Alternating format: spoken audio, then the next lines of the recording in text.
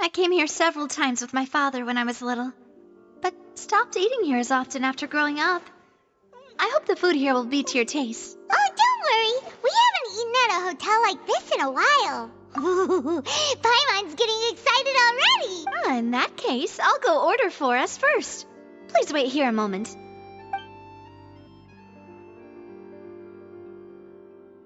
Ooh, everything looks so good. People in Fontaine sure know how to enjoy life. Why, of course. Go ahead, try whatever you like.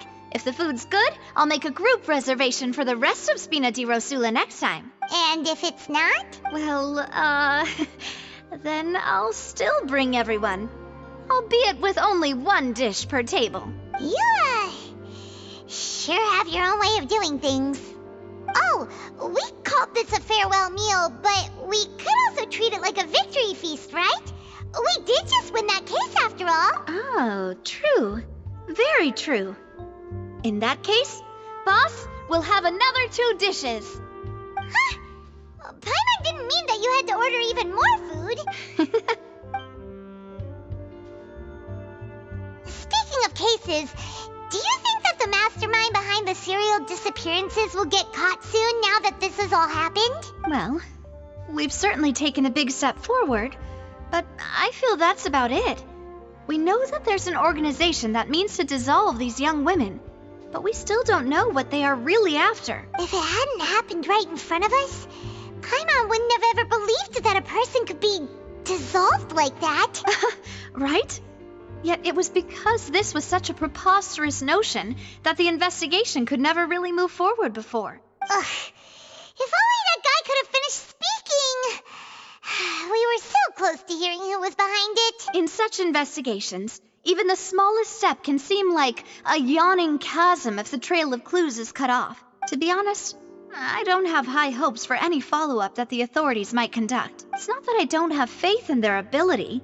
It's just that a different perspective is required in some matters. It's easy to guard against and deceive a single narrow perspective. A shift in thinking is required at such times in order to produce a breakthrough, which is exactly why the Spina di Rosula exists. Those highfalutin folk are not all-knowing. That's why we exist, to seep into the cracks where filth falls through, where their watch fails them. That's the kind of problems we solve. Seems Paimon thought things were simpler than they actually are. It's all right.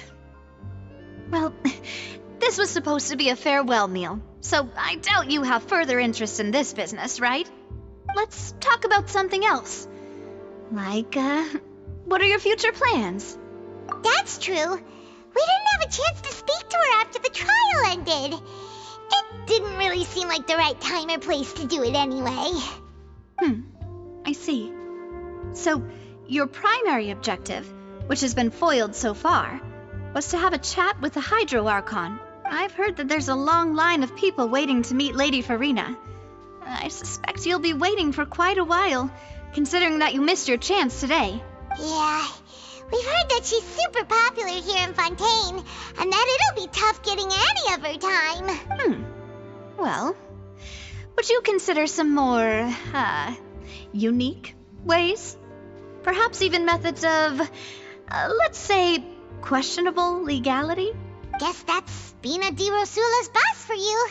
Chock full of sketchy ideas.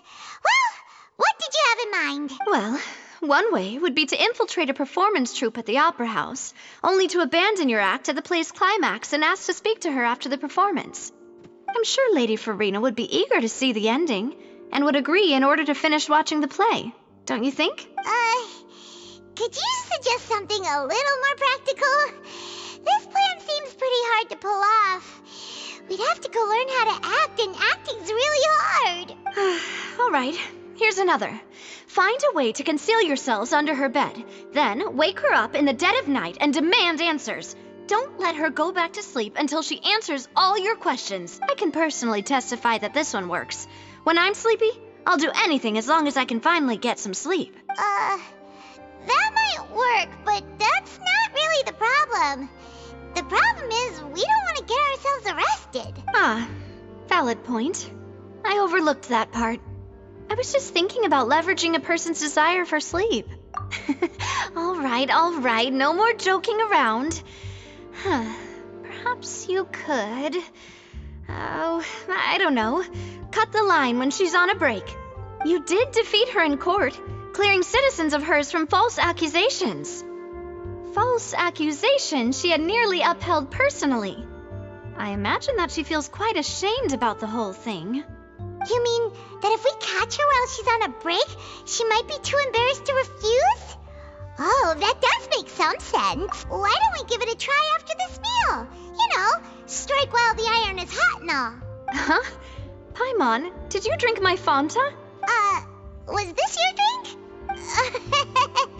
Sorry about that. Paimon wasn't really paying attention and the cup was right next to Paimon. Would you like to order another?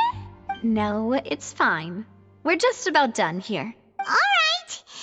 Honestly, Paimon wouldn't recommend Fanta anyway. It tastes kind of salty and icky. Is that so?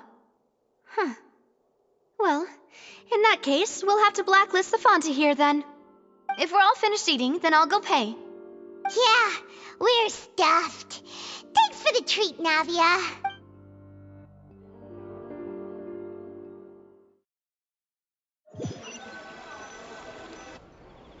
Oh, so full.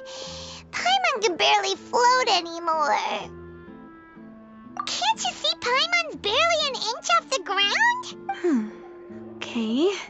As for expenses this month, we're left with... Hey, Navia! What are you doing over there? Oh, nothing. It was just a meal, you know? Nothing the Spina di Rosula can't cover. Let's get ready to try to meet the Hydro Archon again. Bye, Navia! So this is goodbye, huh? Well, if you do encounter any other trouble in Fontaine, you're always welcome to contact the Spina di Rosula.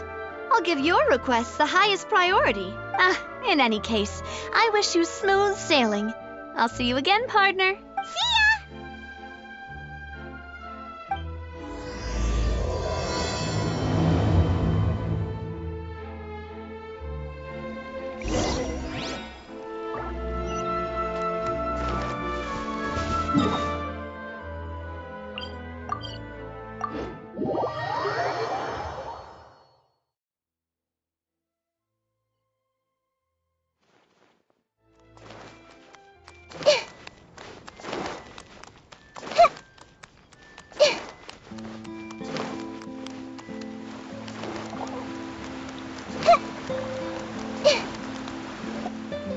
There aren't many people around anymore.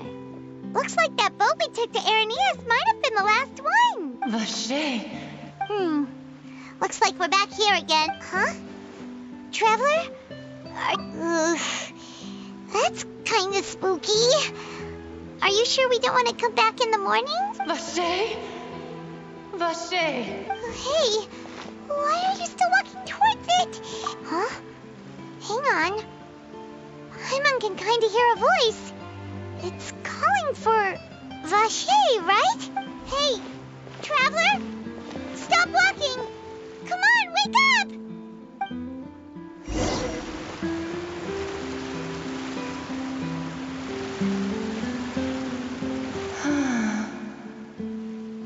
Vache, are you my dear Vache? No, wait. You seem to be someone else. Do you know Vache? Do you know where my love is? Wait. Who am I? I'm very sorry. I fear I do not know. My memories feel like they have been washed away like a flood.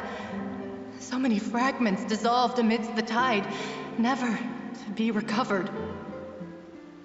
How much have I lost?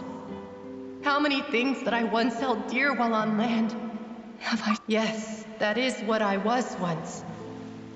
But now, I am but the consciousness of one who is lost, therefore. I do not know how I came to be like this either.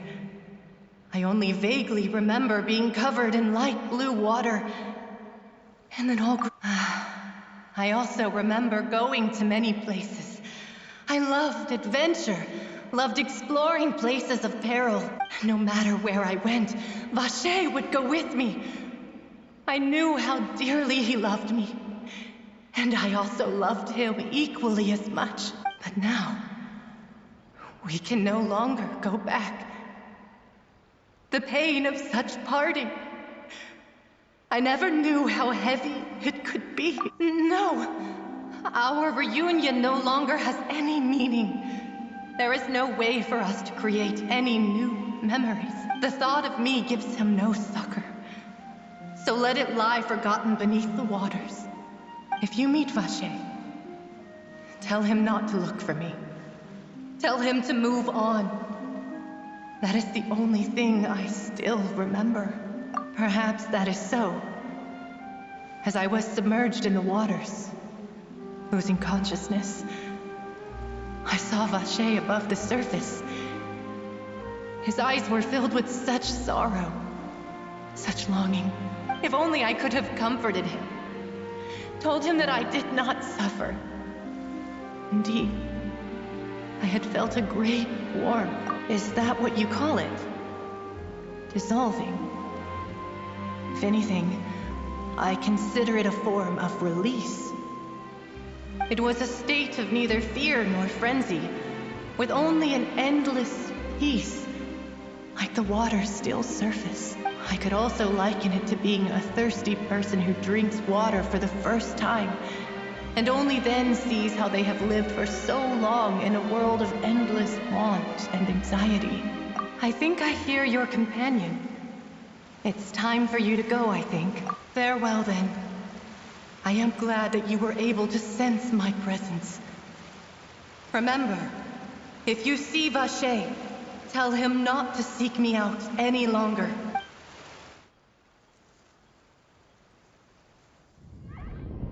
Wake up! Come on, hurry! Robbie is outnumbered!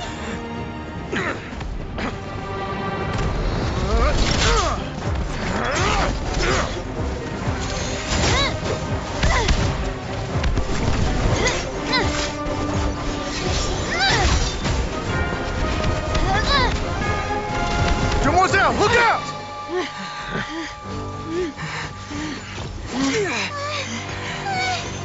Dear God, it's a whole army of Gardamex.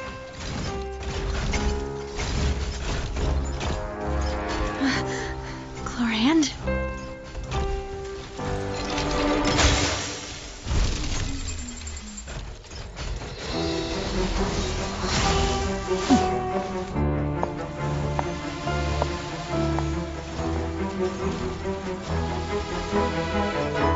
Quick, now's our chance!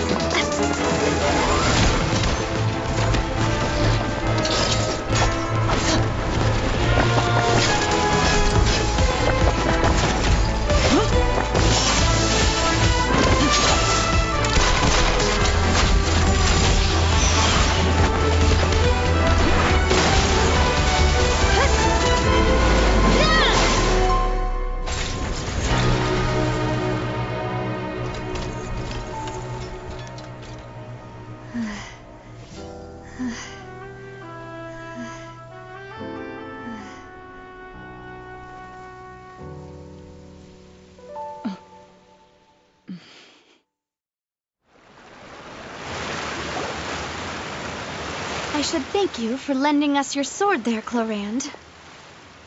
But before I do so, could you explain how you managed to show up here? I followed you.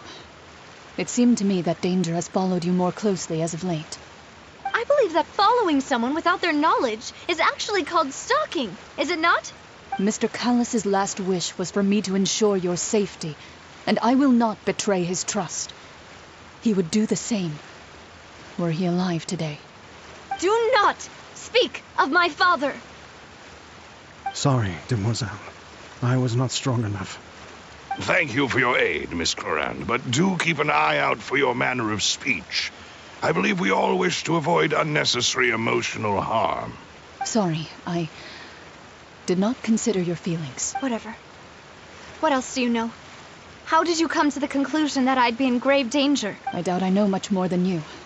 but I believe that the mastermind behind the serial disappearances is very powerful. Your performance tonight will almost certainly attract their attention. I'm sure they've known about me. To be honest, I'm shocked it's taken them this long to act against me. And what about these Gardamex? I thought only those associated with the Maison Gardiennage could control them. None of these mecha have serial numbers. I was sure to check a moment ago. They are not the ones used by the authorities to enforce the law.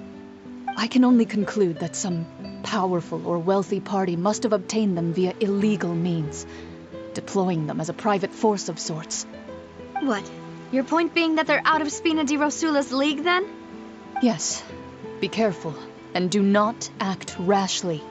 I will continue investigating no matter what. We will bring the truth to light. That's my father's true last wish. Regardless, thank you for your help today, Clarand. But if you get any ideas, tell me first. I don't much appreciate being followed. I do not think that they'll strike again anytime soon. So I shall stop following you. Good day, all.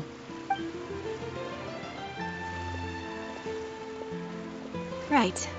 I suppose that's the best news we've gotten today. Demoiselle, I believe that Miss Clarand was being sincere with you. If we tried, we could attempt to thaw relations a little. I know, she's... Oh, thank goodness! Paimon thought we were done for! Those Gardamex came out of nowhere while you were unconscious, and Nadia and her gang saved us! Oh, and there was that champion duelist named Clarand who came out to save us too! We got lucky there.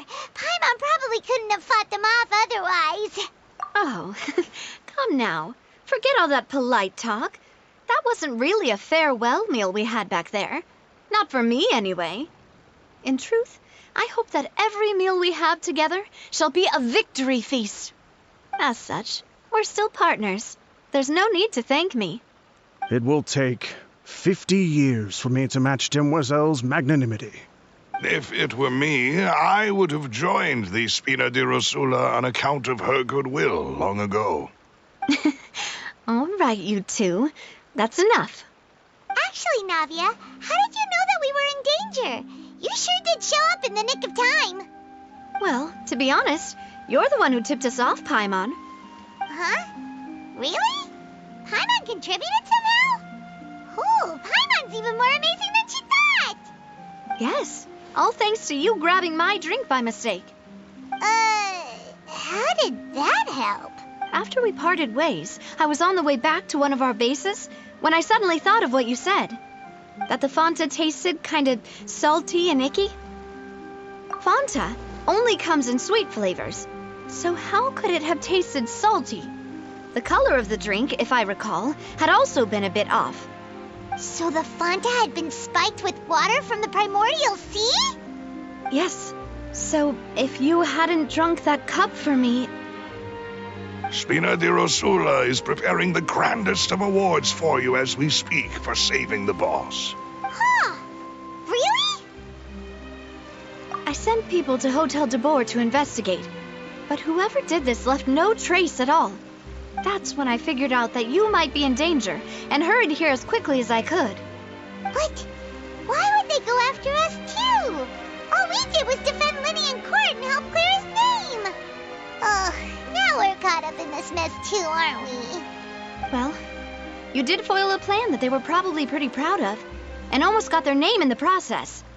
Speaking of which, did anything strange happen when you drank the primordial seawater? Well, it can't be a coincidence that the traveler fainted just now.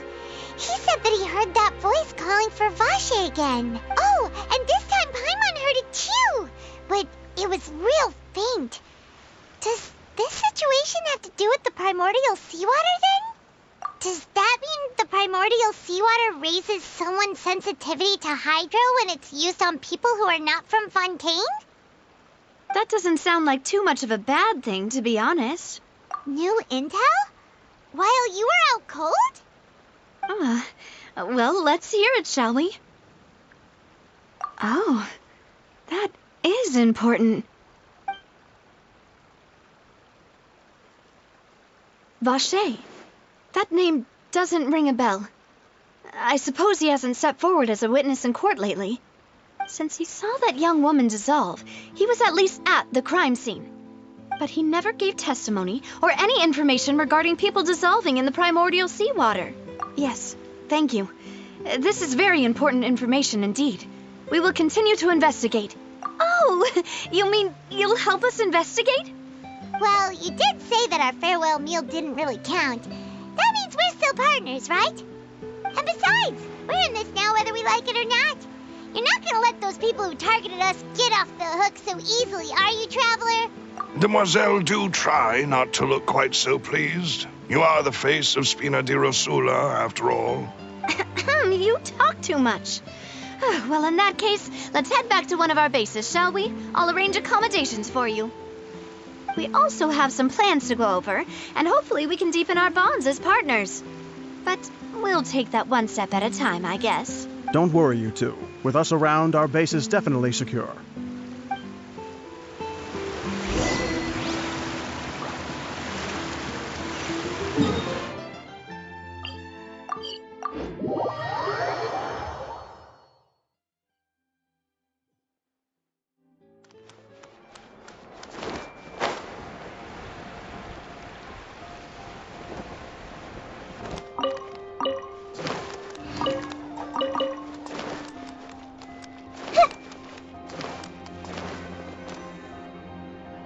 It's right up ahead, but let's make sure we weren't followed first. I've been keeping watch, Demoiselle. I haven't spotted anyone suspicious thus far.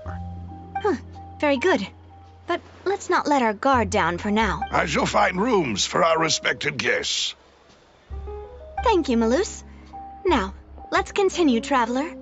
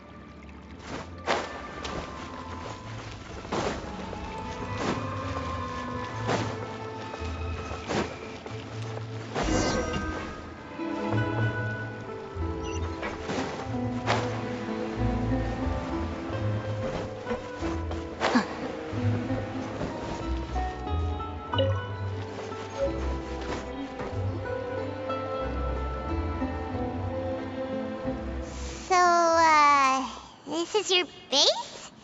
It's not quite what Paimon imagined.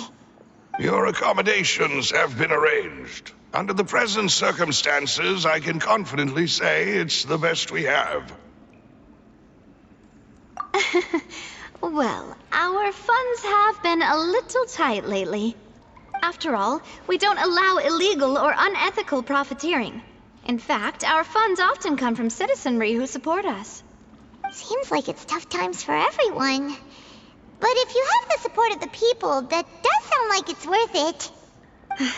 To be honest, our financial situation was a lot better back when my father was in charge a few years ago. I'm afraid I'm not quite his equal. Your father... he was the previous boss of Spina di Rosula, right? How did he... Demoiselle, if you'll allow me to explain. No. I'll explain it myself. I suppose I couldn't run from this topic forever. And as partners, this is something I hope they can understand. My father's name is Callus. Yes, the same one they call Callus the Unfaithful in the streets. 3 years ago, he was accused of murdering his own friend. But he chose a duel to defend his honor instead of standing trial. He died in the duelist's ring. Oh no. But I do not believe my father was a murderer. I'm sure he was set up. At the time, I believed that if he only stood trial and was duly investigated, something amiss would crop up and prove his innocence. But strangely, he not only requested the duel himself, but rumor has it that even after being seriously injured, to the point where he could be deemed as having lost the duel, he refused to surrender, determined to die in the arena. 3 years later, I still don't understand why he did that. How could he protect his honor if he's dead? If anything, he gave up his chance to defend himself. The closest piece of info I have is that my father had been investigating the serial disappearances case at the time of his death. Ah, so that's why you're so determined to get to the bottom of that case. That's right. I've also tried to investigate the murder my father was implicated in, but I haven't found a single new clue in my countless reviews of the investigation records. However, I believe that if the murder case is related to those behind the disappearances, they must know something. I must know what really happened. Was my father coerced? Framed? Even if he really did kill his friend, I must get to the truth. If only he'd been more open with me when he was still alive. He even hid the fact that my mother died due to complications when giving birth to me. And now, here I am investigating his death. You really are a handful, aren't you, Papa? Demoiselle, please, if there is anything I can do, anything at all. I also will never believe that Master Callus murdered anyone. There are none whom I respect more than the two of you, Demoiselle. Master Callus did so much good in life, yet all it took was one murder case for him to be dubbed Callus the Unfaithful. Even our supporters decreased greatly due to that incident, hence our strained finances at present. Wait, if Callus was such a good man, wouldn't people at least be a little suspicious when he was accused? No. Perhaps people just revel in that kind of drama. It's not something exclusive to people from Fontaine, really. Everyone's like that. People love watching the evil turn over a new leaf, but they also enjoy watching good people fall into an abyss from one slip-up just as much. But how could... never mind. If Callus was really falsely accused, we have to find the truth. He didn't deserve to have that happen to him. There is one other thing. Master Callus's opponent in the duel was Ms. Clorand. Oh, her? Well, then, isn't that as good as saying that she was the one who killed him? Yeah, that's not the sort of thing that you can just let go and move on from. Ms. Clorand has always placed great emphasis on the honorable nature of the duel. If her opponent doesn't yield, she will not stop either. She knew Master Callus beforehand and greatly respected him, but seeing how he was resolute in the arena, there was only ever one choice she could have made. It's not that I don't understand her at all, but I just can't deal with this yet. Don't worry, Navia. Paimon knows how you feel. You don't have to force yourself to do that. Afterward, Ms. Clorand told us that at the start of the duel, Master Callus requested that she ensure Demoiselle Navia's safety. Yes, that is our understanding as well. Oh, Papa. What madness drove you to ask the person who killed you to take care of me? All right, anyway, that's the information I wanted to share with you. Even if it did sound like I was just complaining towards the end. Thanks. You two should go and rest. This was quite a day after all. Yeah, Paimon's feet. Please, relax and get some sleep. We will ensure you rest soundly.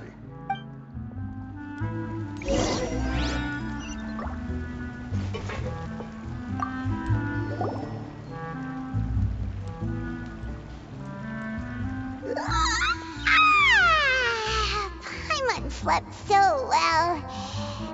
This place feels almost too safe. Huh? Navia? Where did the other two go?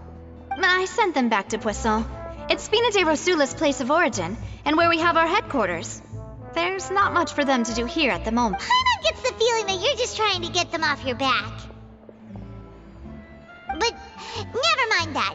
When did you get back? Were you waiting here the whole time? No, I just returned after going out for a while.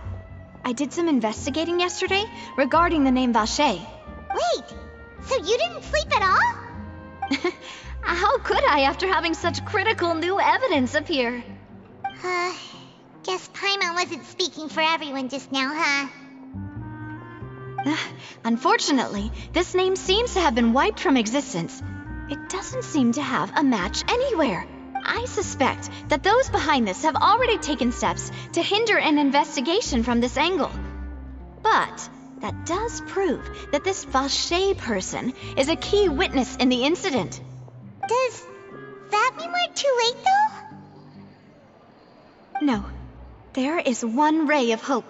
One place in Fontaine that they would find almost impossible to threaten, no matter how much they wanted to. And that is the archives kept by Chief Justice Neuvillette. A place where detailed files on all the cases in recent years are kept. If the Oceanette you met is one of the young women who went missing recently, we should be able to find some related information there. So Neuvillette maintains an archive of case files? Whew. Guess that's the hard-working Chief Justice for you. In that case, let's go talk to him, shall we? Aren't you coming along, Navia? Did you get tired? No, it's nothing. Let's go see the Honorable Chief Justice.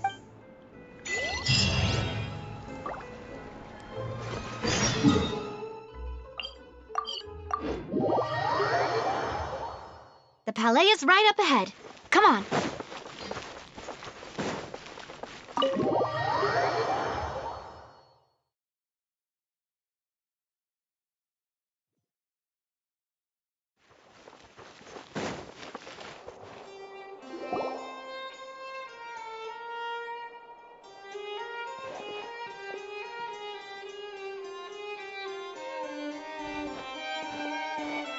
Halt! Please state your business here. The Chief Justice is presently occupied with official This place does look pretty heavily guarded. Guess that proves that Neuvillette's files are really secure. Hey, don't you recognize us? Huh? Who are you? Just to be clear, I don't care who you are or who you might be related to. Our rules make no exceptions. See? They've got great discipline, too. Yep. Paimon can tell. If you're here just to crack jokes, I can point you towards the exit.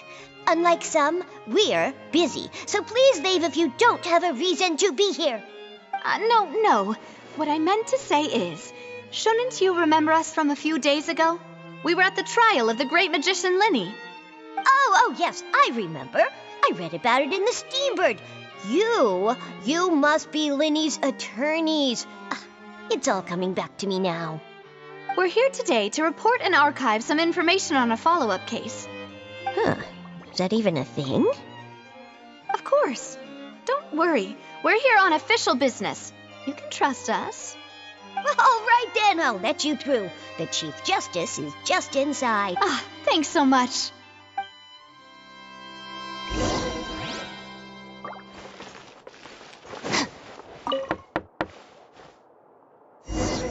Please come in.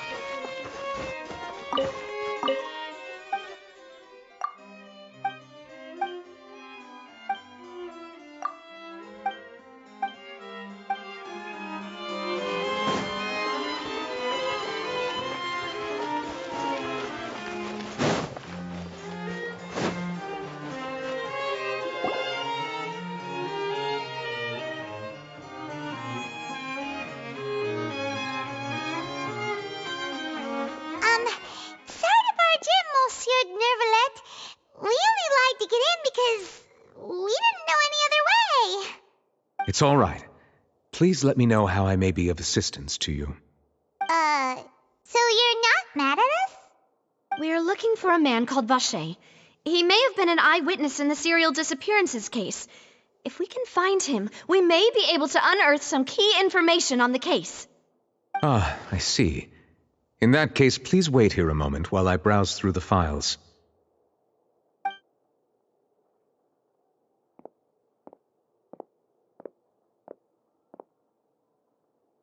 Who knew that Neuvillette would be so easy to talk to?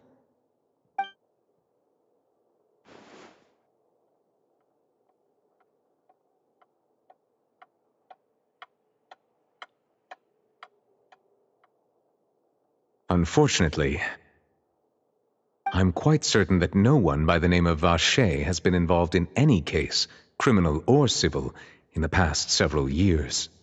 There are no records of him either in the files or in my memory. Traveler, what if it was really just a dream? Is that so? All right then. Thank you so much, Monsieur Neuvillette. We'll take our leave now.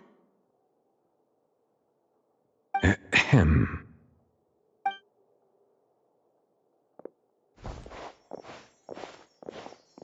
Miss Navia, I can understand how you feel. Your father, Callus, was a truly exceptional man.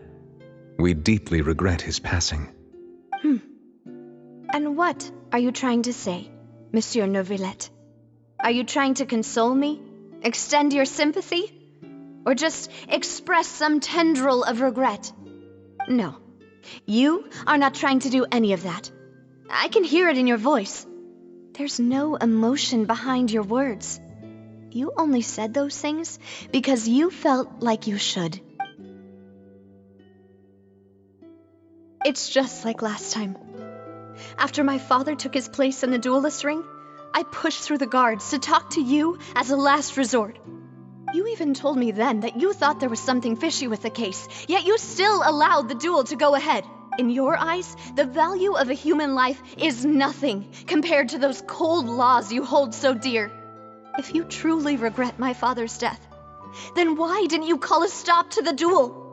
Why didn't you give me the power to stop him from throwing his life away? Why did you just let him die, despised and hated by all?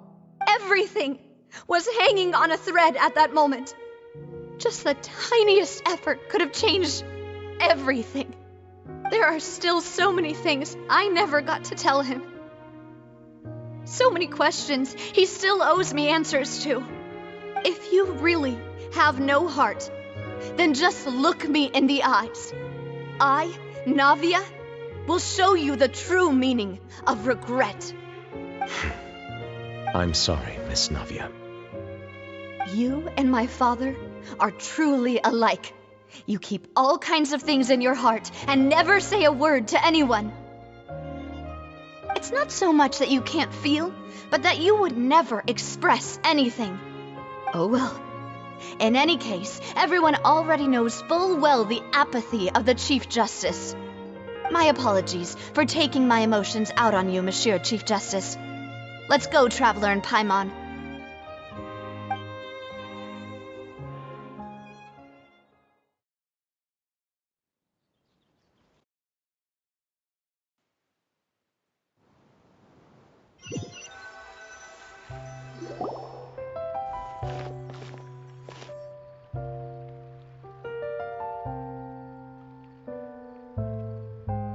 Navia, are you okay? I'm fine. Rain. It's raining. You're right. Wasn't it still sunny when we went into the building? And there shouldn't be any active trials today. How strange. Now that I think of it, on the day my father was convicted of murder, it was also raining. What is it? Did you think of something? Yeah, he was outside. It was uncovered and the rain could fall there. Why? Do you think the rain could have affected the crime scene? That thought has occurred to us before. We've even expanded the search area to try to account for that. But didn't find anything of value. Oh? Wait. You don't mean... So you're saying that the true murderer could have been turned into water and then got washed away with the rain? Yeah. And if that's what had happened, then no one would have believed your dad, even if he explained what he saw to the authorities. I really think I found a true genius for a partner. You're completely right.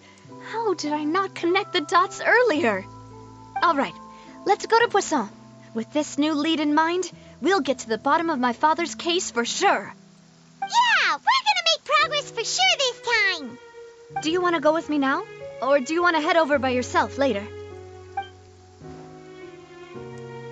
Great, let's go then.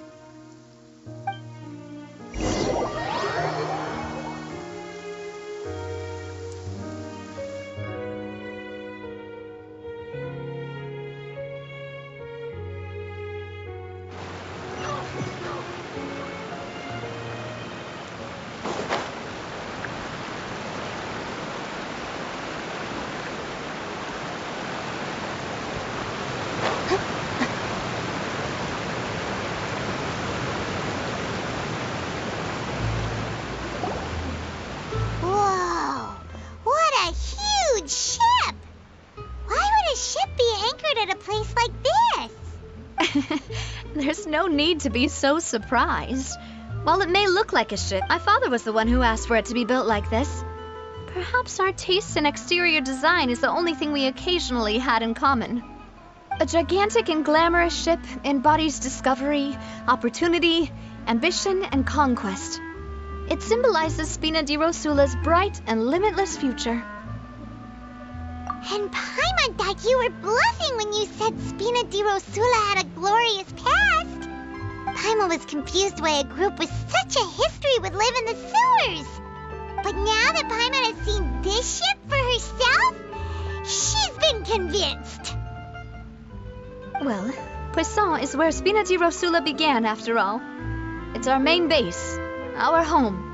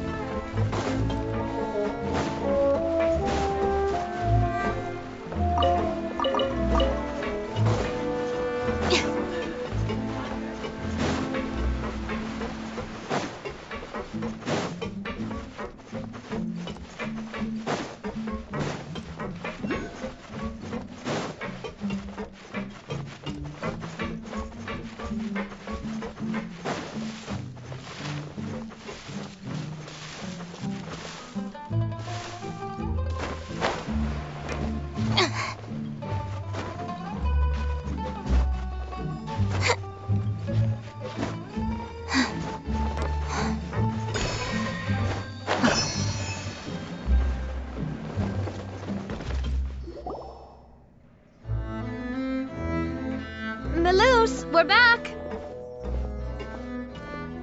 Apologies for the wait, demoiselle, and our most important partners. You said before that you still had some business at the court.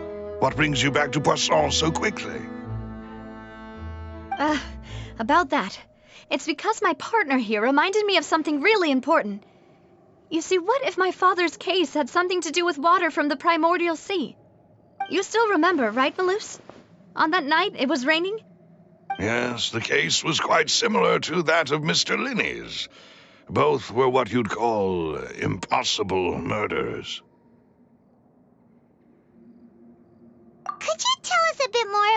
happened before? Yeah, of course. Many years ago, something called synth began to gain popularity in Poisson. At a glance, it was a kind of drink that could excite your mood and produce many pleasant hallucinations. Wait! Didn't that guard guy who turned into water also mention that the primordial water could be used to produce some kind of potion? Yes, he did. Considering what we know now, it's almost certain that synth is created using water from the primordial sea. If you drink synth for an extended amount of time, you'll suffer many side effects, such as losing the ability to focus or control your emotions. And if you were to stop drinking it completely, you'll experience flashes of paranoia and anxiety while lacking energy to do anything. It's an extremely dangerous substance. As he oversaw Poisson, my father was compelled to put a stop to synth abuse and called for a complete ban of it. Boss's uncompromising attitude incurred the synth vendor's wrath, but no matter how much they threatened or bribed him, he refused to yield. Not only that, Boss became determined to find the mastermind behind the synth operation and put an end to the problem once and for all. Yes, but the enemy was very cunning. So he could never get anything out of the dealers, all of whom only sold the stuff and weren't privy to the rest of the operation. Recognizing that, my father decided to contact the dealers in secret and cultivate personal relationships with them. Finally, he was able to convince someone to become his informant. The man's name was Jacques. He felt greatly ashamed about his work after seeing many families destroyed by synth abuse. That night, my father hosted a banquet at his countryside estate. He planned to meet up and exchange information with Jacques over some food. But then, we heard 2 gunshots from the courtyard. We raced to the scene and found my father, still holding a gun, and Jacques, who was already dead on the ground. Huh? How did that happen? Aren't they on the same side? Sounds just like Lenny's case, doesn't it? In both cases, the culprit seemed obvious, but neither appeared to have any motive at all. Looking back on it, though, I now believe the most important clue was something we all overlooked at the time. There were pieces of clothing left at the scene. Precisely. It's all thanks to you that I made the connection now. Back then, we all just thought they were some costumes that Jacques used to disguise himself at the banquet. But, considering it now, it's almost certain that they belong to a third person at the scene. With one extra person, we'll also need to reconsider why the 2 shots were fired. You're right. We still don't know what happened. But my intuition tells me that we're on the right track to figuring it all out. I'm finally headed towards the truth. Jacques was an empathetic man who was infinitely remorseful for his past actions. It's unlikely that he turned on Boss with 0 warning.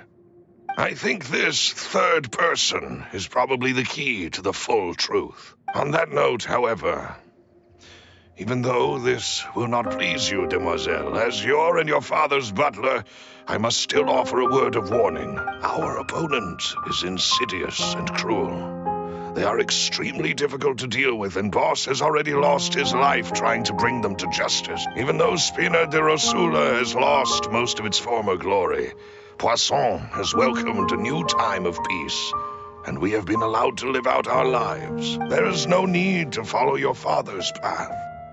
It would be both wise and in line with Boss's wishes to step back and give up on the case. If that's indeed what he wished for, then he should have told me that himself. Was I not the closest person to him?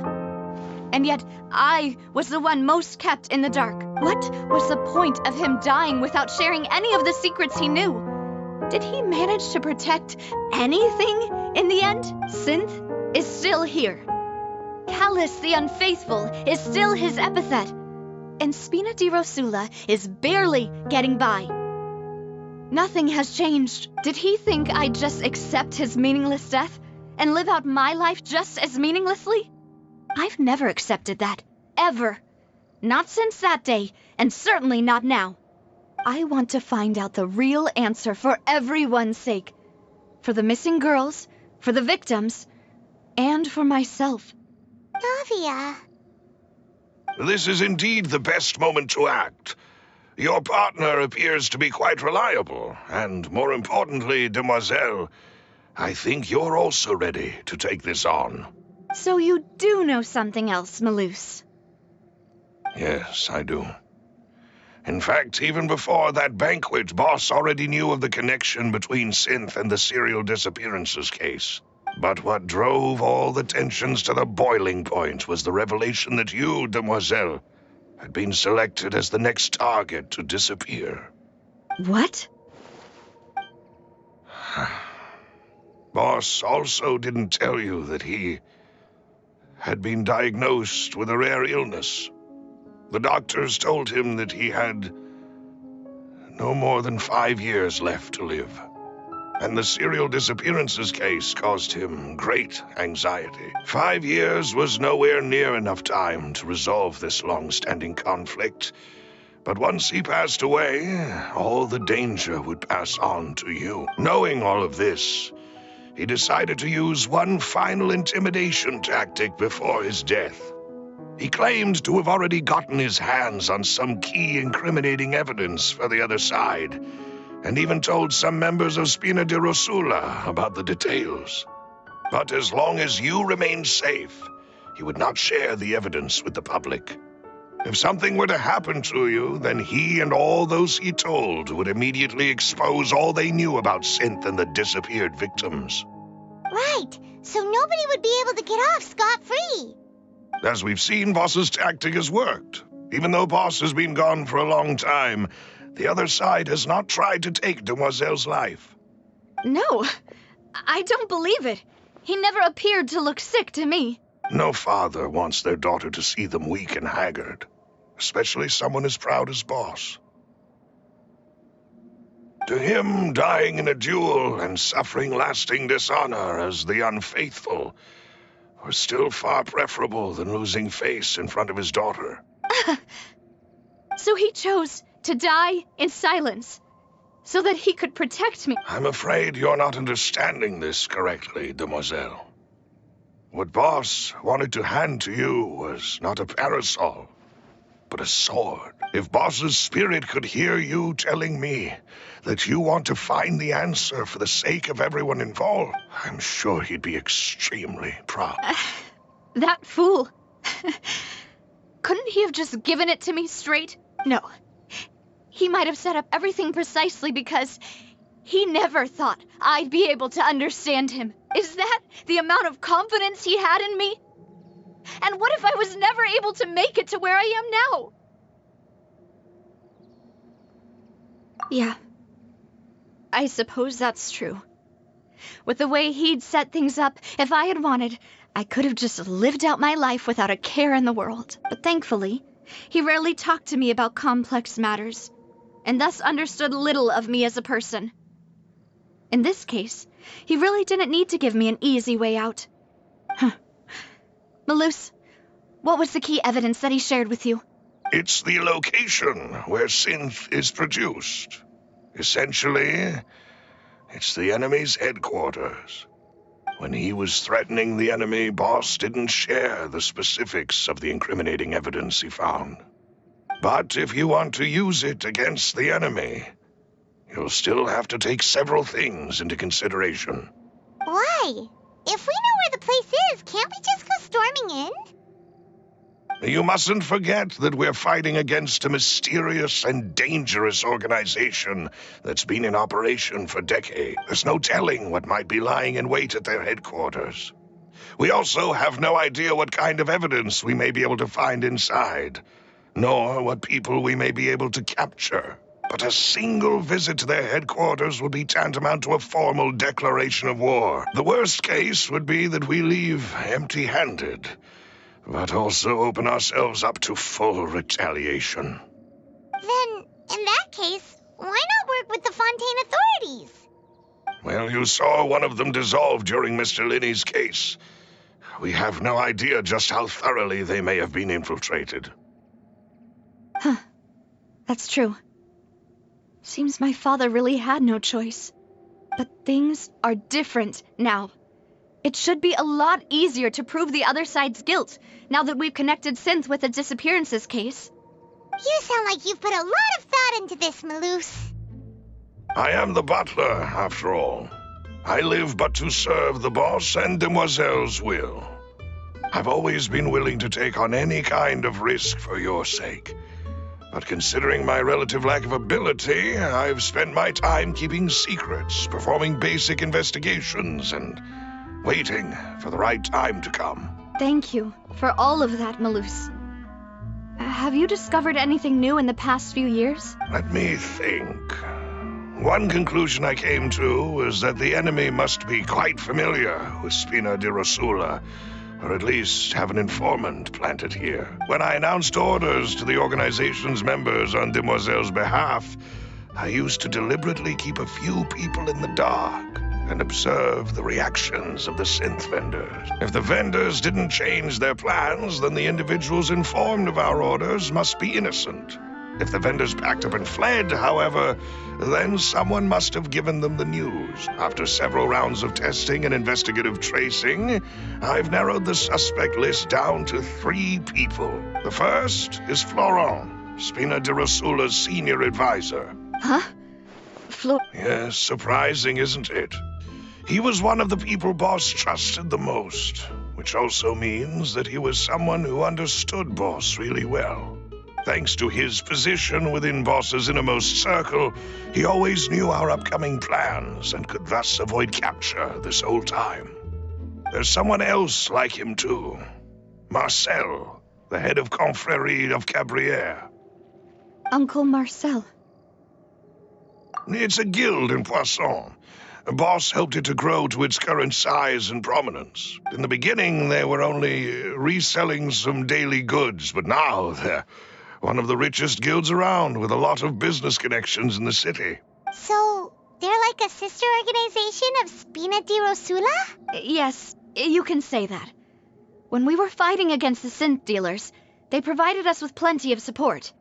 It's a bit difficult to imagine someone using their own money to hunt down themselves. The final suspect is Thierry, the man responsible for coordinating information between Spina di Rosula and the guards. Although the guards mostly leave us to our own devices, there are still many activities we have to report to the local authorities. Since Thierry is always in the know about our current activities, he could theoretically always plan one step ahead. I see.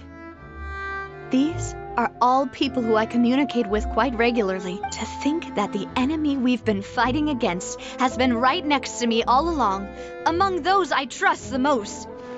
It's almost too hard to believe. If you want to investigate them, please take every precaution to not alert the quarry. Judging from our experience, the enemy is extremely cautious. Of course. And thank you, Maloose. You've provided us with a lot of great information. You're too kind, my lady. I'm just doing my duty. And before I forget, proving Boss's innocence would also mean clearing him of blame in Jacques' death. After that incident, Jacques' wife and daughter were taken into the Spina's care. They still live in Poisson today. If it might help, you could also pay them a visit. I can make the necessary arrangements. Aw, thank you so much, Maloose. You really are the best. A new case awaits, my dear partner. I hope we can work together to uncover the truth and end this case once and for all.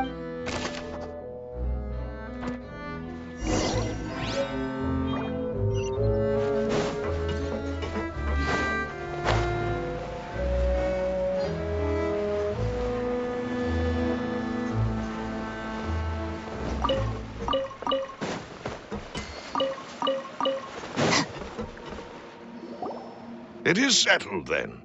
Please excuse me, and enjoy your conversation at your leisure. Thank you for arranging everything for us, Maloose. Excuse me, miss. Do you need anything from us? Oh, Hey, Navia's all quiet. This isn't like her at all. I'm sorry that I only came to visit after all this time. After what happened, I didn't know how I was supposed to face the two of you. Ah, if it's about that, There's no need to apologize. After my husband died, Spina di Rusula sent us a lot of mura and support. I understood your guilt and apology to be genuine. But aren't all of those things nothing compared to the loss of Jacques? I can understand the kind of pain that comes with losing a father so needlessly. You don't understand at all.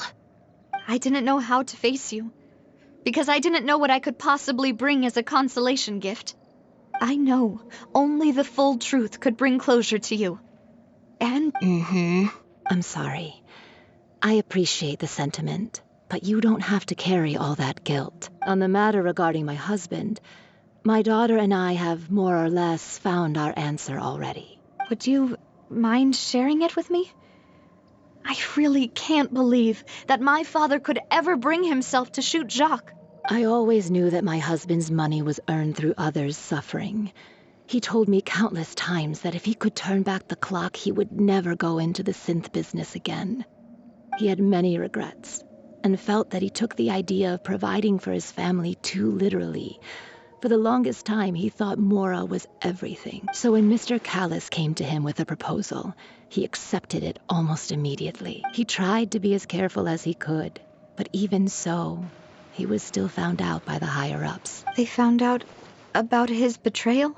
Papa didn't say that exactly, but Papa did tell me that I should never be ungrateful. Before he left that day, he told me that he had no choice. It was only later that I realized it was his final farewell to the two of us. I don't know that for sure, but you could say that's the conclusion I eventually came to. Which is why I'm the one who should feel guilty. Callis had always taken great care of us, both when he was still alive and after he passed away. Even if he fired the shot that killed my husband, it was likely in self-defense. It is impossible for me to hate him for what he had done. But Mama, why is Papa still the bad guy if he did the right thing? Papa always wanted to be a good man, so why did he have to do a bad thing in the end? Well, things aren't always as they seem. You still feel like your papa was a good man, right?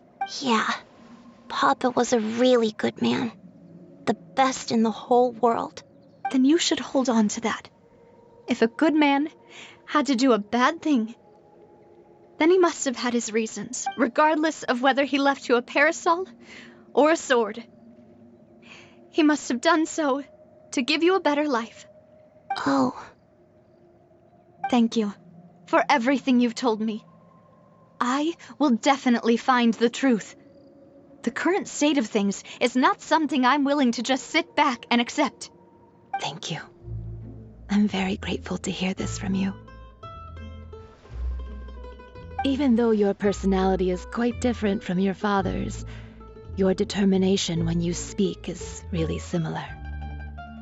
You really think so? That's the first time anyone said that to me.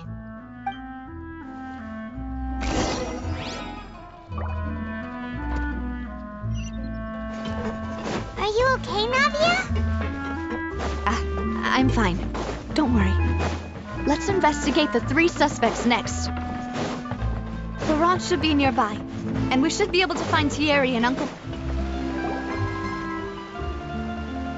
Greetings, boss. How may I be of assistance today? I'm sure you've heard about what happened at the Opera House.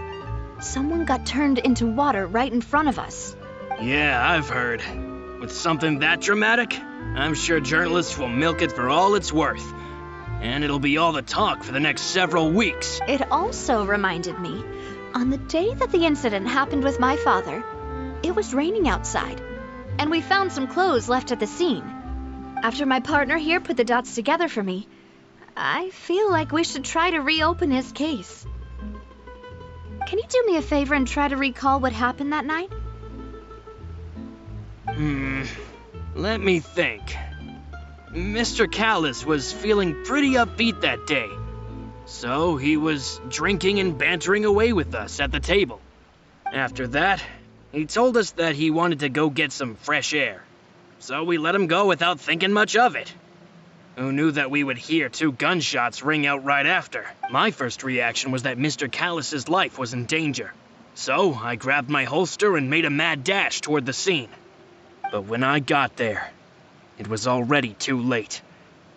Mr. Callus was standing over a dead body with a gun in his hands. All we could do was look back and forth at each other, not knowing what to say. So you also remember 2 gunshots then? Indeed. The guard said that the first shot didn't hit anyone, while the second killed Jacques. But I've never really bought that explanation. Reason being, Mr. Callus had left his gun on the table. I even made sure to confirm that before running to the scene. But according to the guards, that doesn't mean he couldn't have had other guns on his person. About the clothes left at the scene that you mentioned. Do you think there was a third person there who was turned into water? At least from our perspective, my father had no reason to kill. So he would also have no reason to bring an extra gun with him. The gun he was holding probably belonged to Jacques, or a third person on the scene. Yeah, that makes a lot of sense. So you're saying Mr. Callus ended up with the gun because he seized it from one of the other guys? But hold on. If that's what had happened, then why didn't he share the truth with any of us? He didn't even want to face the Oratrice machine, and chose instead to prove his honor in a duel. Did he lose all faith in the courts after seeing someone dissolve right in front of his eyes? About that, Malus told me a thing or two. So, I think I can understand why he committed to the duel. I'll tell you everything, once the whole truth has been revealed. I understand. Then, I'll leave Mr. Callus's honor in your hands, boss. And if I may just say one more thing. The whole Callus the Unfaithful epithet has been a thorn in my side since the day it was invented. Many people have laughed at me for still calling him Mr. Callus, even after so many years have passed. But it was Mr. Callus's trust that allowed me to rise through the ranks of Spina di Rosula and live the life I lead today. No matter what others might say, he'll always be the man I respect the most. And he'll always be my boss. Don't worry. I will definitely find the truth. You and all our other comrades at the Spina deserve to know the truth as well.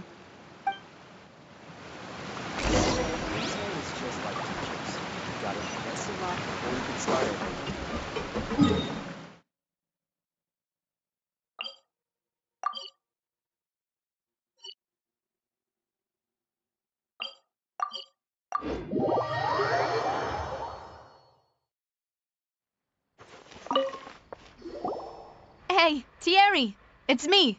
Oh, now, what brings you here, Miss Navia? I've heard that you made quite the name for yourself at the Opera House. Oh, so you've caught news of that already. Oh, okay. Hey, I'm also a member of the guards, you know.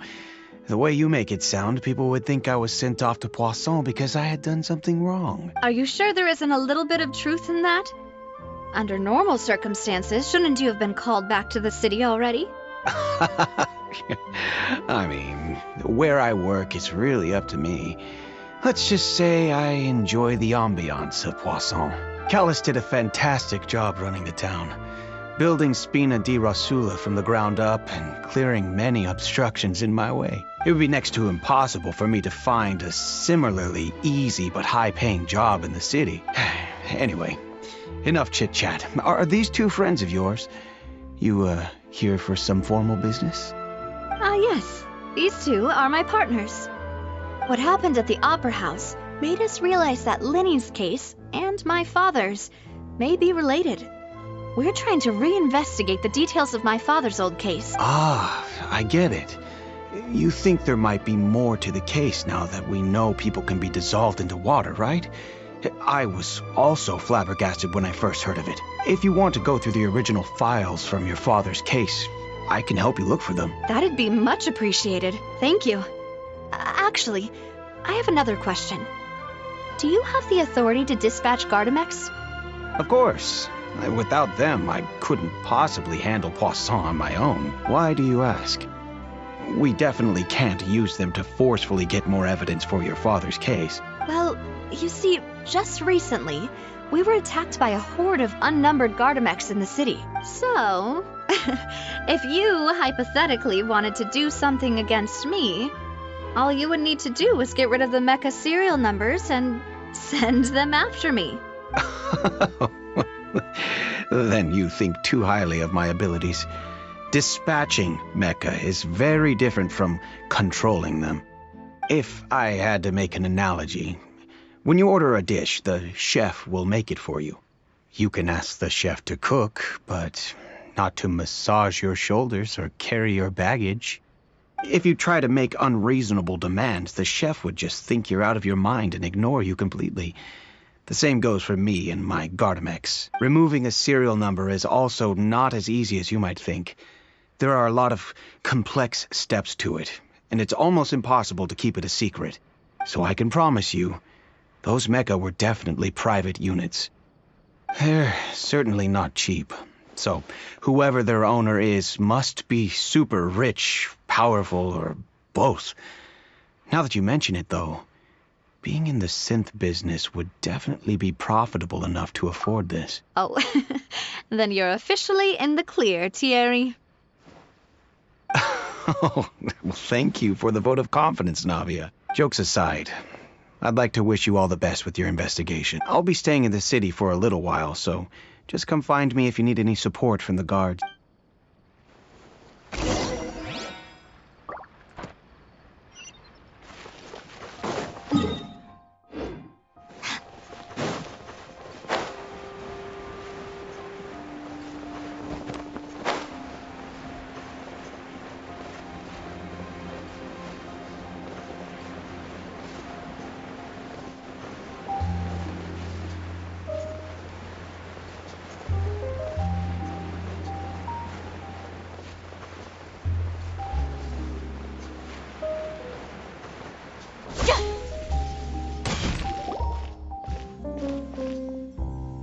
Hello.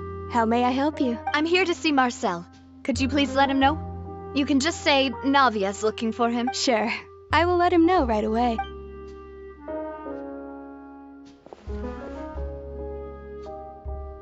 Navia, hello. Sorry to keep you waiting. I'm not as young as I used to be, so my legs are giving out a bit. Oh, it's all right, Uncle Marcel. There's no need to stress. I just wanted to talk to you briefly about what happened in the opera house. I'm sure you saw everything too, right? Yes, I've never seen anything so strange. Oh, you were at the opera house too? That's right. I went there with Navia to see the magic show. Who knew it would turn into a whole murder mystery? I also witnessed your marvelous sleuthing work. Quite impressive. To beat the Hydro Archon at her own game on her own turf, I can already imagine everyone in Fontaine discussing your exploits over a few glasses of wine. Oh, Paimon doesn't want to become the talk of drunkards. Apologies. It's just how Fontaine is as a nation. Everyone loves drama and theatrics. Uncle Marcel, you've also noticed that other thing, right? The fact that humans can dissolve in water? Yes, I was reminded of your father's case right away. Is that what you're investigating now? Exactly. I still don't have much solid proof, but I can sense that the other side has already begun to act. Oh, and what makes you say that? We were attacked on Araneus by some unnumbered Gardamex. And there was also an attempt to get me to drink water from the primordial sea. If not for the vigilance of my partner, I probably wouldn't even be here talking to you right now. Oh, you're giving us too much credit. Wasn't it you who protected us? Alas, it seems things are heating up again. The peace that Callus sought so dearly will soon become a thing of the past. But rest assured, Navia, Poisson will always remain a safe haven for you. If you're scared, you can always return there. If anyone dares to lay their hands on you there, the Confrérie of Cabrières will use its funds to the last Mora to bring them to justice. Thank you, Uncle Marcel. But do you have any new thoughts on my father's case? About that. Sorry, My age is catching up with me, so it'll take me a while to recall my memory. The confrérie was responsible for that banquet, so I was out and about the whole time making sure things were running smoothly. I didn't even have the time to drink with the guests. Then I heard the sound of a gunshot, and the rest was history. Oh, it's okay. No need to push yourself. We'll ask around some more, see if there are any valuable clues elsewhere. Sounds good. Just let me know if you have all my wealth comes from Callus's patronage and support. I'll spend however much it takes to clear his name.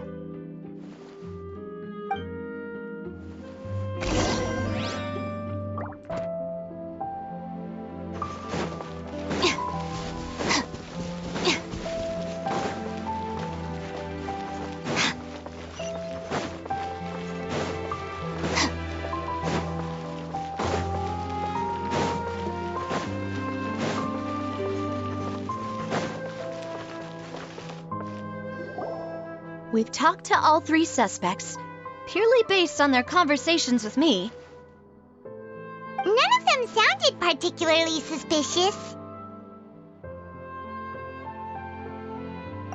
I suppose that's to be expected, though. If a single conversation's all that's needed to find them out, then my father wouldn't have needed to investigate the case for so many years. Anyway, even though we didn't make a breakthrough, let's still compile what we were able to find. But where should we start?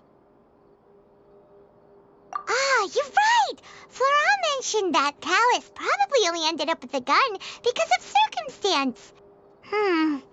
That makes sense. According to Jacques' family members, he already told them that he had been discovered, and that he had no choice before he left home that day. If I had to guess, he probably received an order from the synth boss to kill my father. Had he refused, he and his family's lives would have been forfeit. So, Jacques fired the first shot? Oh? And why is that? Ooh, that's a good point. Jacques probably already knew that he was just being used as a tool for murder. And once he had completed his mission, he'd be of no more use to his boss. So, what would make more sense from his perspective would be to turn his back on the order and seek protection from my father. Makes sense. But without evidence, that's still just a theory. Besides Jacques, the attack from the Gardamex has been bothering me quite a bit as well. It's obvious that our enemy has become more antsy after the secret of the primordial seawater was revealed. Do you think he knew, even then, that we'd follow this lead to the end? Given everything that's happened since, it's quite possible. But who among the 3 suspects would have the ability to control privately owned Gardamex?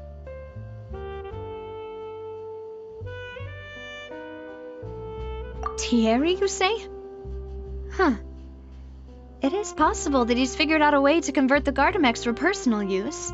But I didn't feel like he was lying when he was talking to us about the mecha. I also don't think he'd be able to keep that kind of tampering under wraps. Yeah, had he actually tampered with the mecha, we'd be able to prove it with a simple check of the guard's inventory. If the mecha were taken from the guards, it should be pretty easy to find out when and how that happened. Florent? It is true that he was closest to my father, and thus had the best chance of learning about his dealings with Jacques. But as Spina di Rosula's advisor, his work mostly deals with personnel and security, so he shouldn't have much means when it comes to finances. So you're saying he's too broke to afford a mecha army? Exactly. He can't. And even if he could, I don't think he would be able to dispatch a whole... Uncle Marcel? My father did really trust him. And they worked together on a large number of projects. Maybe that's how he got to know Jacques. And with funds from the confrérie, he could also afford a large number of Gardamex. It's still really hard for me to imagine, though. After all, Uncle Marcel has been around since I was just a child. Also, wouldn't this mean he has been spending a whole lot of mora and energy to fight his own synth business? Who could it be?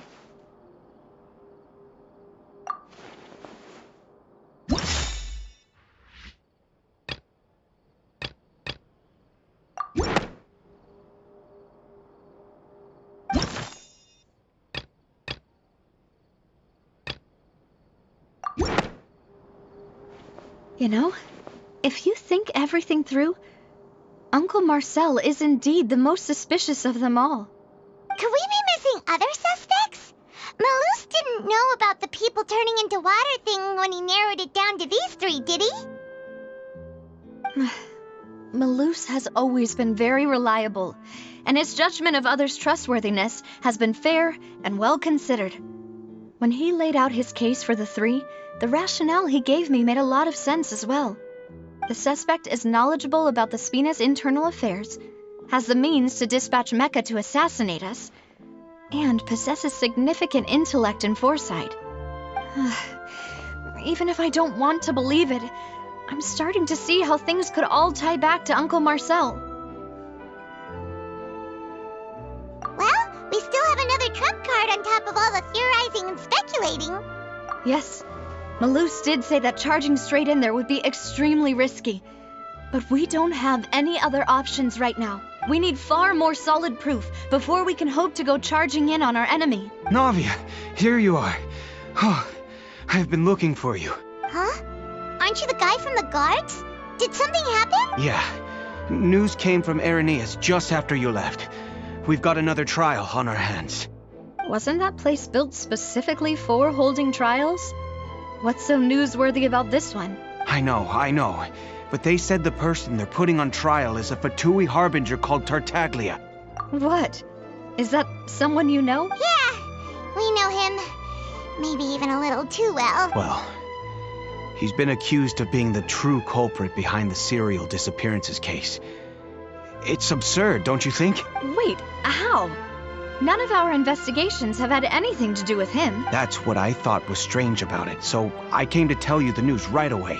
If the charge against him stands, then it'll be next to impossible to get the guards to support any of our planned investigations. Right, because they'll think they've already found the culprit. Yeah, and it'll be a lot harder then to clear Mr. Callus's name. I understand. Well, partner, what do you think we should do? We still haven't found any conclusive evidence. Huh? Split up? What do you mean? Just as expected of my partner. Since this is a trial about the serial disappearances case, the culprit's attention will be focused on Irenaeus, leaving his home base wide open. You're right. This is our best opportunity. All right then, let's do this. I'll stall them at the Opera House and charge Marcel as the true culprit. I won't have any chance of making that charge stick, though, unless we find more evidence. It'll be up to you to make it back in time and hand the decisive evidence to me. We'll help you, just like you helped us in Linny's trial. Demoiselle, please allow us to accompany you. I'm ready. Malus, Silver, when did you two get here?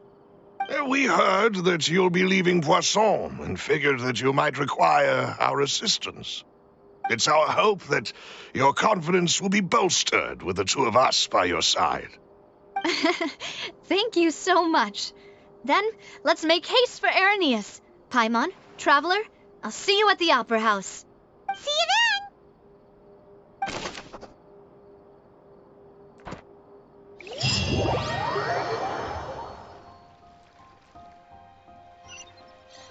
Now that Navia has set out for Irenaeus, we should also get going. The location has already been marked on the map, so let's head over. Rest and rebuild! Our bond is strong!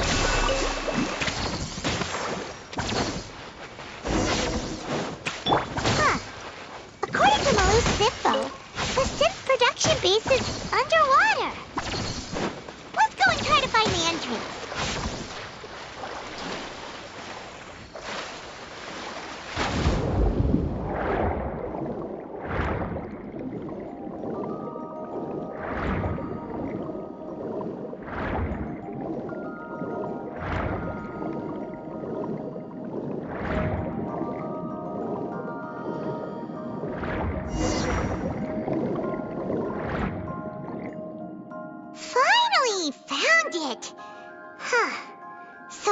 this is the entrance that leads to the synth production base.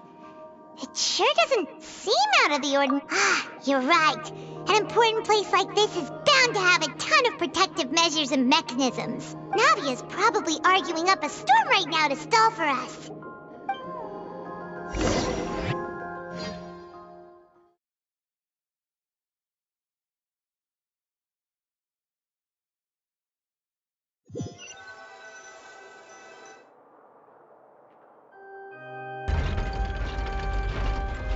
It would appear that I must repeat my question again, Mr. Tartaglia. Do you accept the charge that you are the true culprit behind the serial disappearances? To be perfectly honest, I don't understand your country's complicated court system, or the reason why I'm being charged with something I've never even heard of. However, I did hear that people who have been charged can choose to participate in a duel to clear their name.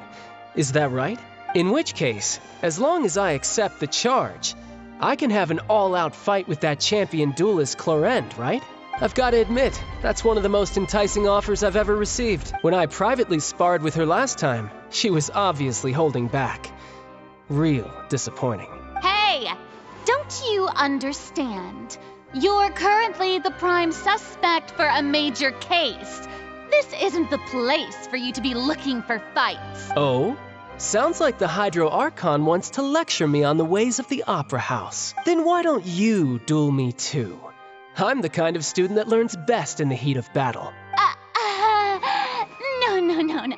That's not what I meant. Alas, it would appear that communication with the defendant is going poorly, and we have made very little progress. In that case, let me explain everything from the very beginning again. The goal of this trial is to determine the culprit behind the serial disappearances case. That case had nothing to do with him.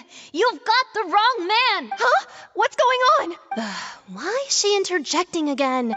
I told you it couldn't be one of the Fatui harbingers. Miss Navia, this is the second time you've interrupted the court proceedings.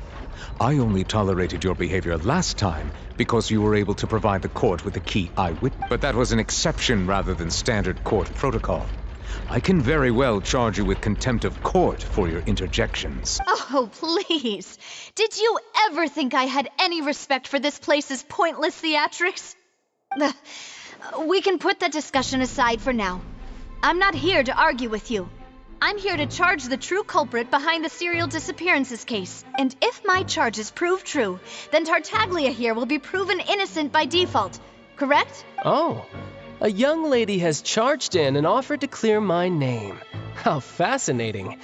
Well, I'd gotten half bored to death by all these rules and procedures anyway, so I'll take you up on that offer. So, Your Honor, is there nothing else for me to do now? You may take a seat for now in the audience, but that doesn't mean the suspicions against you have been lifted. Now then, Miss Navia, who is the person you would like to charge instead? That person is...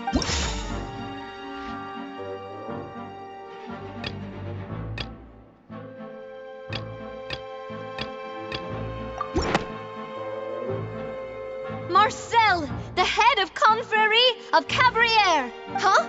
What confrérie? Never heard of them in my life. I've heard of them, but weren't they Spina di Rosula's sister organization? Oh, is this going to be a friends to enemies type situation?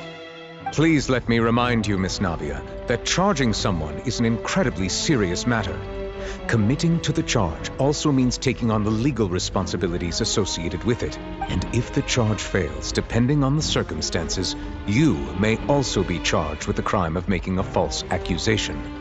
Knowing this, do you still wish to charge this man? Yes, I do. In that case, I declare the charge to be valid. Miss Navia and attorneys, please take your places on the court. Members of the guards, please contact Mr. Marcel right away so that he may stand trial.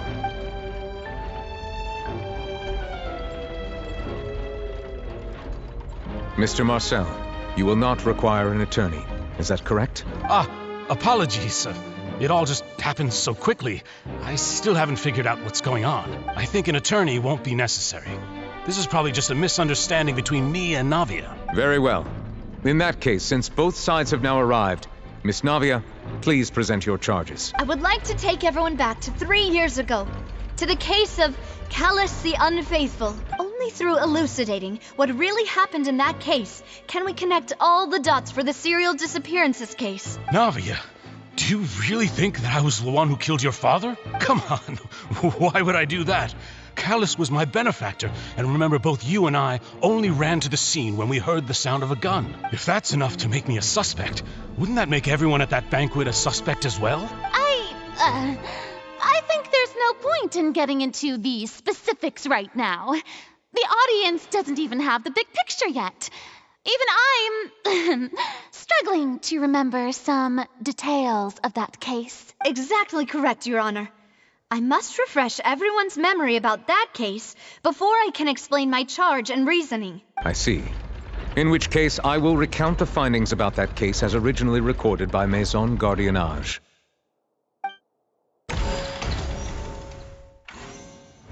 On the day of the murder, Spina di Rosula hosted a large banquet in a countryside estate owned by the Confrérie of Cabrières.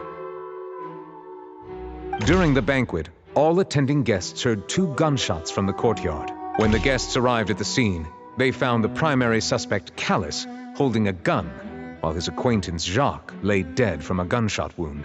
The guards' investigation did not recover any other firearms from the scene. As a result, they concluded that the suspect's first shot must have missed, while the second must have taken Jacques' life. The suspect did not dispute this conclusion, and also declined to defend himself in court. Instead, he chose to prove his innocence through a duel. Callus was defeated by champion duelist Clarand in the ensuing duel, and soon succumbed to the injuries. These are the known facts about the case. The one with the motive to kill was Jacques, not my father. And even so, Jacques still had no reason to pull the trigger. In truth, the third person shot Jacques first, and was shot in turn by my father when my father seized the gun from him. After that, the true culprit turned the third person into water, erasing all traces of him from the scene. Thank you for the summary, Your Honor. Of course, the guard's conclusion appeared quite sensible to us at the time. However, we should revisit the case now that we've gained new information about the abilities of water from the primordial sea.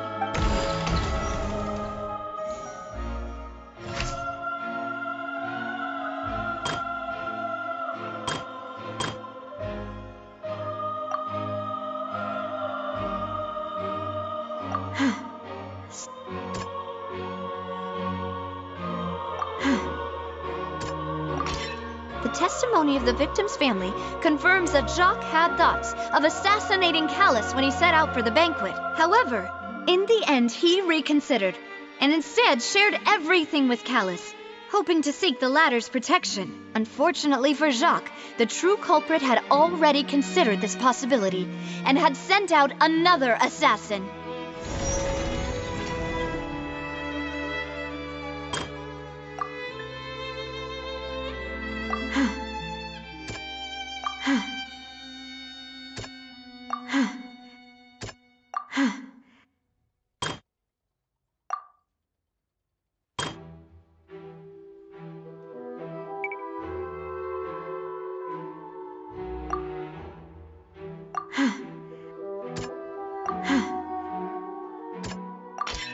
This assassin first shot Jacques, then turned to shoot Callus, only for Callus to wrestle the gun from him and kill him instead.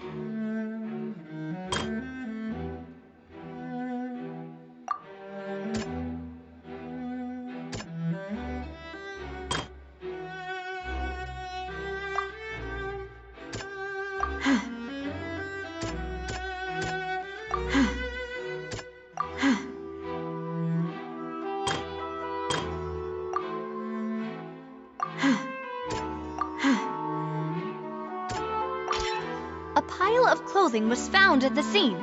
The guards once believed they were used by Jacques as a costume to disguise himself. But now it is clear that the clothes were proof that there was a third person at the scene, and that they were turned into water after committing the murder. Since it was raining that day, the culprit was confident that they could use the rain to wash away all traces of their dissolved accomplice. Realizing this, the true culprit caused the hired assassin to dissolve into water, leading everyone to believe Callus was responsible for Jacques' murder. This is the true version of events.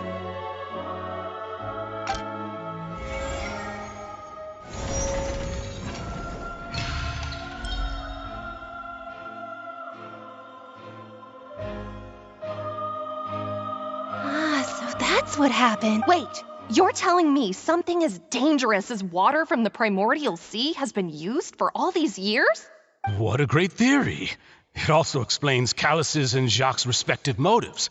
I guess they didn't shoot each other after all. Mr. Marcel, you are the one being charged with the crime. You should provide a rebuttal if you wish to prove your innocence. Ah, but I think I agree with everything Navia just said. In fact, there was nothing in her speech that directly implicated me. Then, may I ask some questions? In my opinion, we primarily need to determine two things. One, do you have the evidence to back up your claims? I'm afraid not. At least not at this very moment. Boo! If you don't have any evidence, you should just go home! I may not have the evidence with me, but I know where I could go to collect it. If we look up the deserted clothes against a record of people who went missing around the same time, we should be able to find a match. Considering the serial disappearances case, the guards probably kept careful records of all missing persons from around that time, regardless of age or gender. That makes sense to me.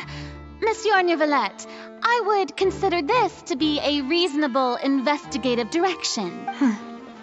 Why do I feel like Farina's acting a little differently today? Maybe she's scared of embarrassing herself again? Alternatively, she's become more diligent after charging an innocent citizen in the last trial. My second question has to do with the ensuing duel. If the truth is indeed as you describe, then why didn't Mr. Callus explain himself in court? If he had testified that a person had been dissolved, he could have at least mounted a defense. I've thought about this too, and the answer is actually pretty simple. He felt there were things that were more important to him. The dissolving power of water from the primordial sea is an important secret for the true culprit of the serial disappearances case. My father could have exposed it for all to see, but he chose to take it to the grave. At that time, Spina di Rosula was in dire straits, and his reputation had already been shattered.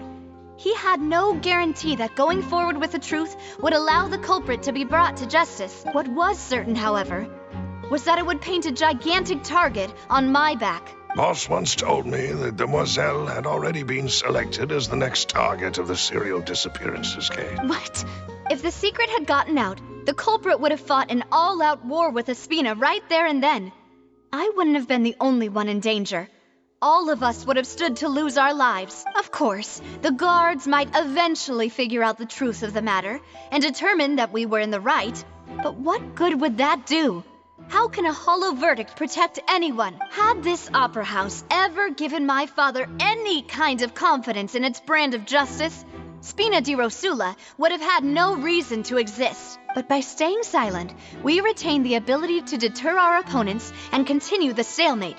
I was able to become Spina di Rosula's president, which made me harder to target, as well as giving me more time to grow and learn. And once I have figured out the truth and stepped up to the challenge, I will do what this opera house cannot, and restore my father's truth and honor back to him. So, you mean to say, your father intended to die in the duelist's ring? That's right. Do you have any proof? Of course. All you need is to ask his opponent, Clarand. I don't need your apology, your guilt, or your support from the shadows. You don't have to do anything for my sake. But since he entrusted his will to you, Clarand, you should tell us the truth about his sacrifice. So, during the duel, did you believe that Callus was intending to die? Yes, I did. As a champion duelist, I've fought many battles and taken a countless number of dishonored lives in my line of work. I've seen all kinds of people give their all for the faintest hope to continue living. Some were determined, others passionate, and some even manic and twisted. Just one look and I can tell if a duelist is hoping to live or if they're looking to die. I hereby swear on my name and honor as a champion duelist that Mr. Callus never intended to leave the ring alive. Since that's your testimony, I have no more questions. It appears there really are good grounds to reopen this case. I concur. However, Miss Navia, you still have not explained the link between your father's case and the serial disappearances case. Right? What she said was fascinating, but kind of beside the point. Wait, weren't they just talking about the serial disappearances case? Of course, Your Honor. The two cases are connected via a matter of timing. In my father's case, the culprit intended to kill both Jacques and Callus. As a result, they planned to act after hearing 2 gunshots. And at the end of Linny's trial, the culprit also only dissolved the victim in front of everyone because they realized they were at risk of being identified. The culprit could only time their actions so precisely if they were already at the scene. Coincidentally, Marcel attended both the banquet and the trial. So that's why you suspected me. Even after hearing your reasoning, I still can't help but find it a little preposterous. I'm used to it, though. You've always been an impulsive and sentimental child, Navia. It's one of your most endearing traits. No need to appeal to pathos. I won't try to refute your points one by one, but even if everything you just said was true, can you prove that I was the only person present at both events? On top of that, does a person have to be physically present to control the timing? Can't someone remotely monitor the place? Know what she can say to that. I know that even with that, you might still think you can reduce the list of suspects with some further investigations, until I'm the only one left on the list. Alas, who won't feel at least a little hurt by an accusation of murder from a girl you see as your own daughter? But if I were to dismiss this completely, you'd also think I'm not being considerate of your feelings. Ah well, let Uncle Marcel teach you another lesson. Do you know what the biggest flaw in your reasoning is? I suppose you're gonna tell me anyways. It's timing again. I'm a businessman by trade. From that standpoint, there's no reason for me to kidnap young women. It's a high-risk action with nothing to gain. In addition, I left my home in Snezhnaya when I was young to come to Poisson and work in some trade.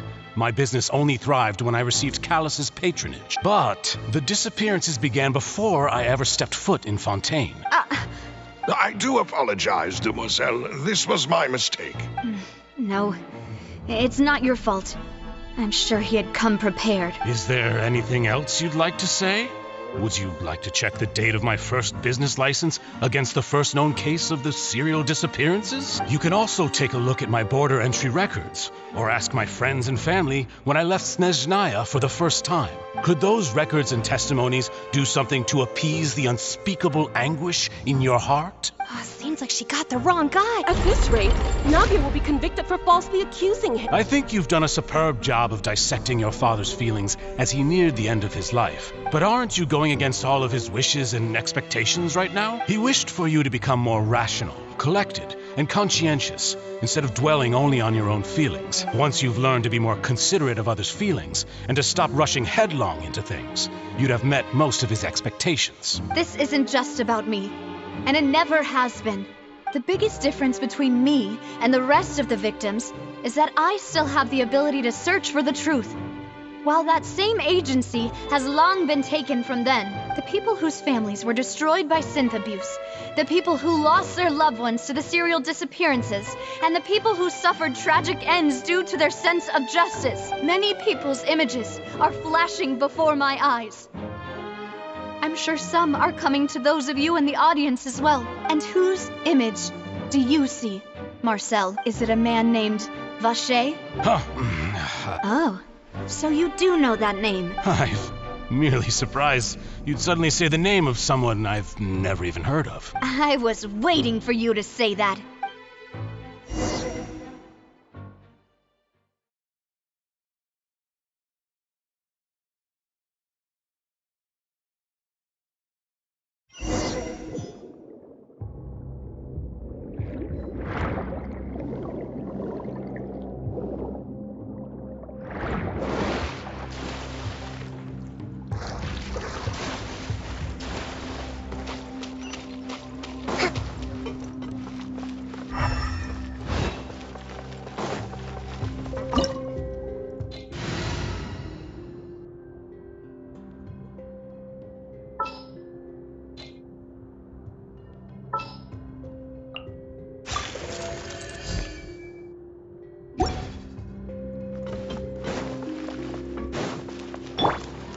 Everyone hold hands.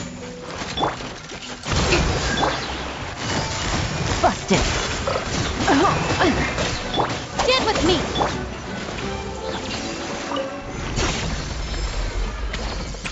Whoa! The floor is going up! Is it because of this mechanism in the middle? That guy really prepared a lot of stuff for this place.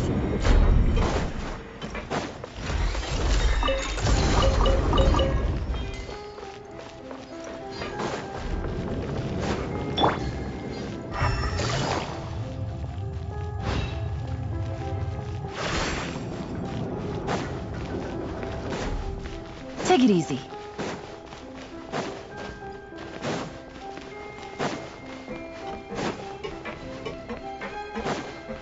Paimon thinks we need to go up, but Paimon doesn't see a way. Let's take a look around. Maybe we'll find a hidden mechanism that'll show us the way up.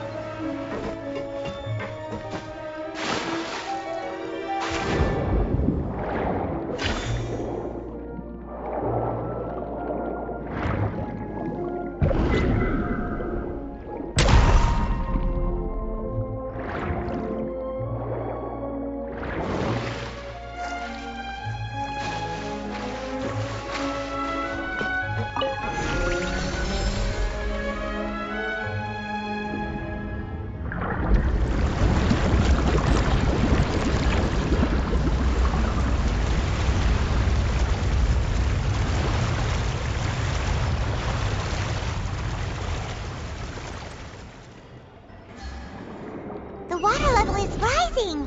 Now we can swim to the top. But this is still a ways away from where we need to go.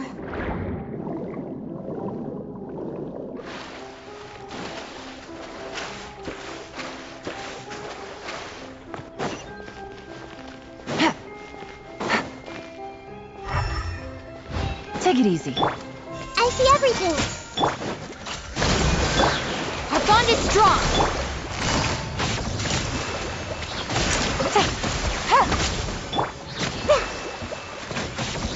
Everyone hold hands. Let's move up.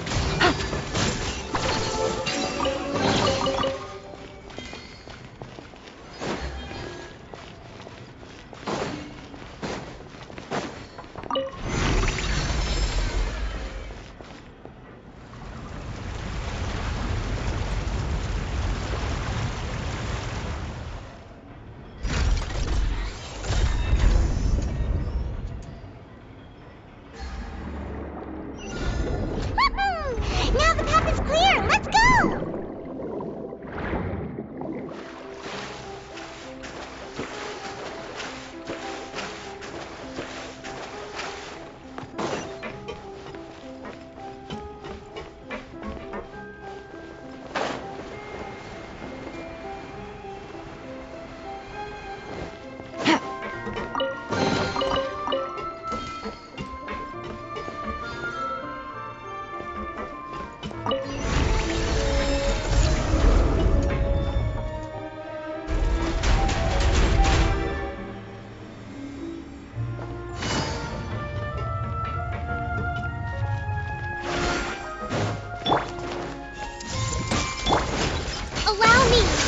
Things are about to get dicey. Stand with me.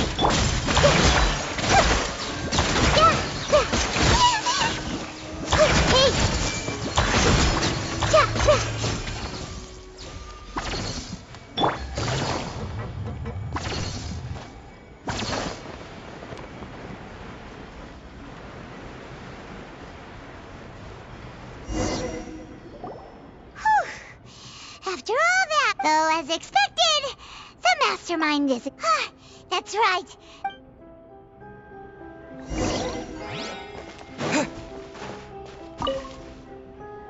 What's all this? Pink accessories, a hair tie, a necklace, even a makeup box. Oh, Paimon sees it too, but why are all... Huh? You mean the girls from the serial disappearances? They were brought here, and then they were turned into water, and all the boxes of things. These names. That means... Oh, This is terrible.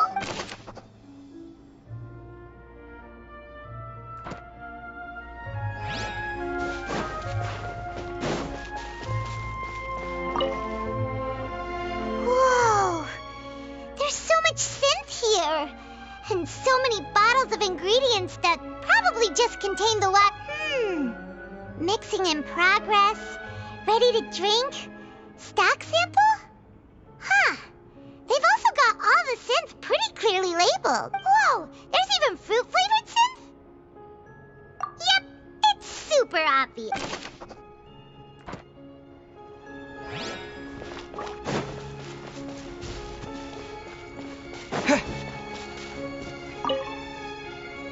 Oh, look! There's an important-looking basin over here, and it's full of water. That means this is where they make all the synth. If you dilute it with normal water, you'll get synth. But Paimon will take notes on this.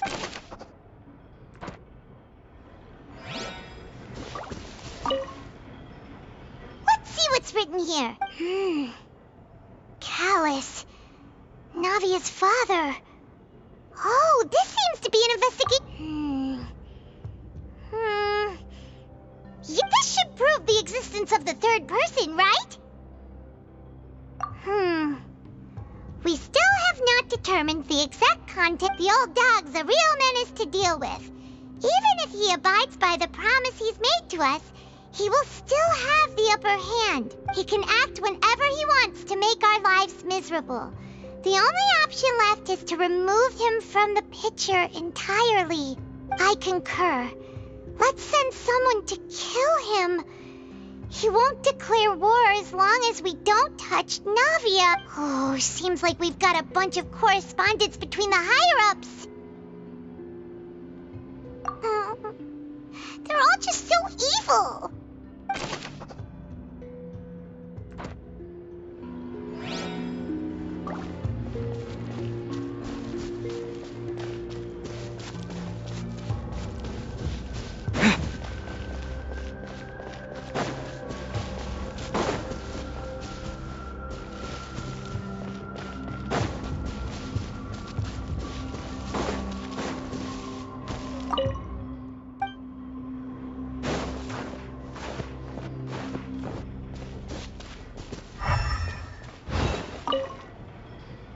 What's this over here? Looks like some kind of place for research. Experiment number 16 aims to verify Jacob Ingold's research conclusions on the primordial sea and use his theory as a foundation to achieve a breakthrough. The experiment was a failure. No individual managed to resurface from the water from the primordial sea. Female specimens 22, 23, and 24 were dissolved. Sorry, Traveler. Paimon will try her best.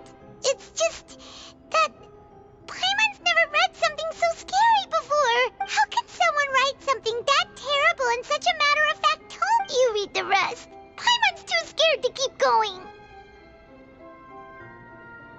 So that's why he did all of these experiments. Wait, did he really think he'd be able to find a way just by dissolving people over and over? That's just insane! Huh? Isn't that the name you heard by the fountain? Paimon thought he was an eyewitness in the serial disappearances case. Ah, you mean Vache is the one who did all of these... experiments? So that's it! Vache was no victim, but personally took his lover and... No, that's not it either! If that's the case, why would he want people to resurface from the wall? In any case, Paimon will write it all down.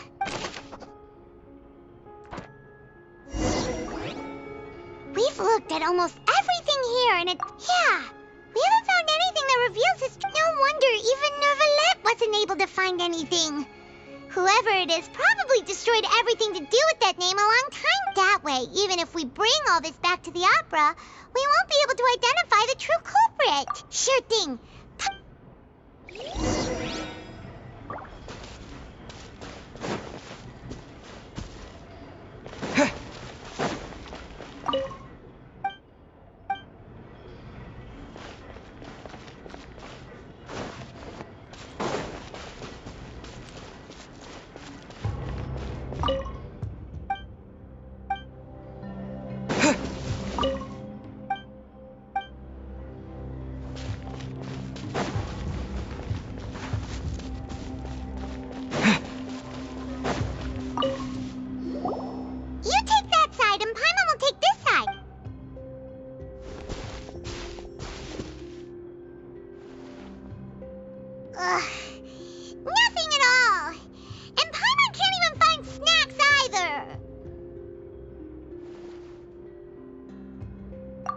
really? Let Paimon see! Venier. Isn't that Vache's lover's name? Then you found her diary. Let's see! Aw, it's just a normal diary chronicling their love. So many! A whole page's worth! But they're all crossed the final name, Marcel. Wait, but Marcel's pretty old. Hey!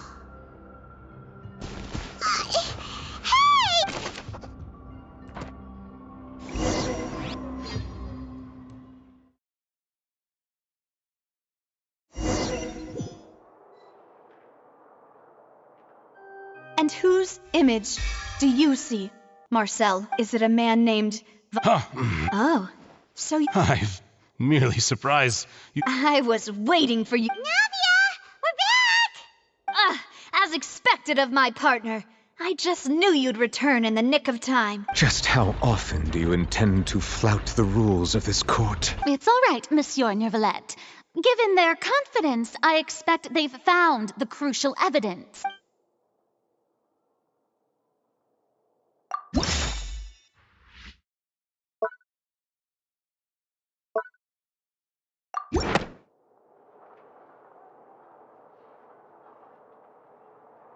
But the truth of it, Marcel, is that you've always been Vache.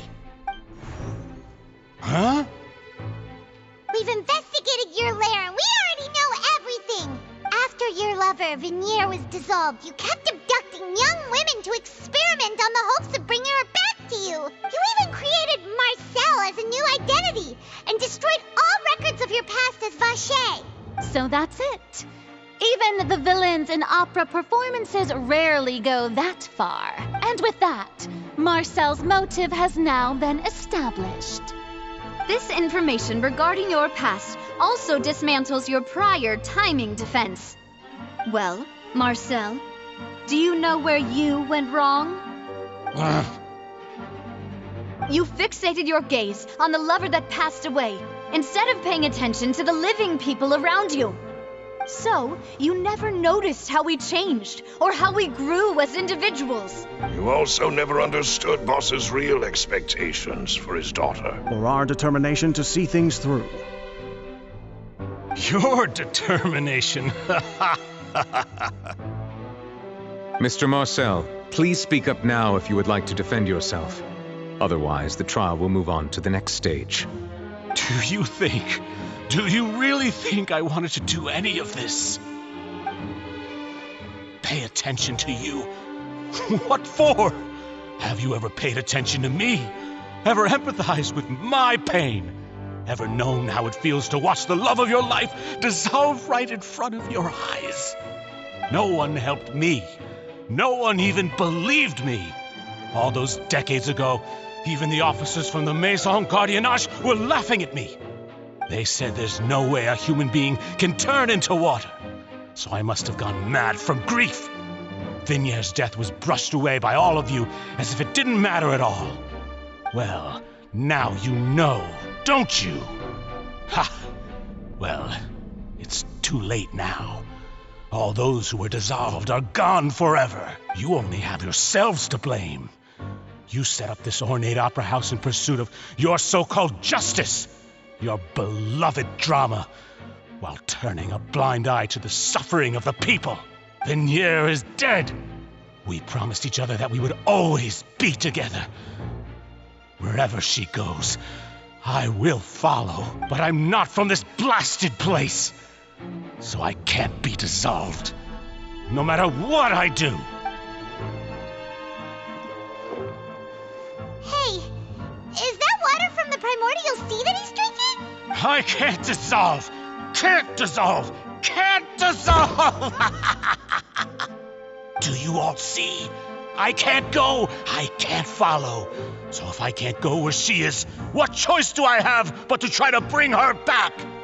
I did all of that, and in the end, that accursed Callus still got the better of me. I spent my entire life living on pins and needles, only to get stabbed by his idiot daughter at the very end.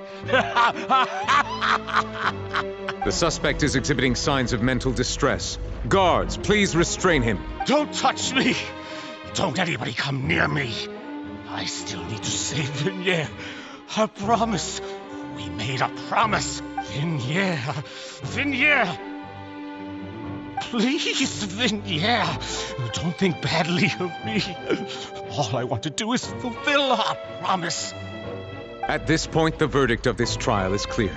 With Mr. Marcel's conviction, the charges against Mr. Tartaglia no longer have any basis. Fine by me. I was in a bad mood, but after a show like that, I'm actually feeling pretty good. Traveler, please submit all the evidence you have collected to the guards, so that I might review and summarize the truth behind the serial disappearances case. The man now known as Marcel was originally named Vacher and worked as an adventurer with his partner and lover Vignere.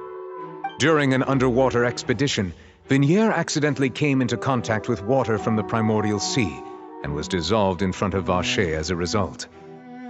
Vacher learned of the primordial water's existence through the work of others and began to kidnap young women for research, with the goal of discovering a method to restore Vignere back to life. To cover his tracks, he invented the new alias of Marcel and began to operate a business in Poisson.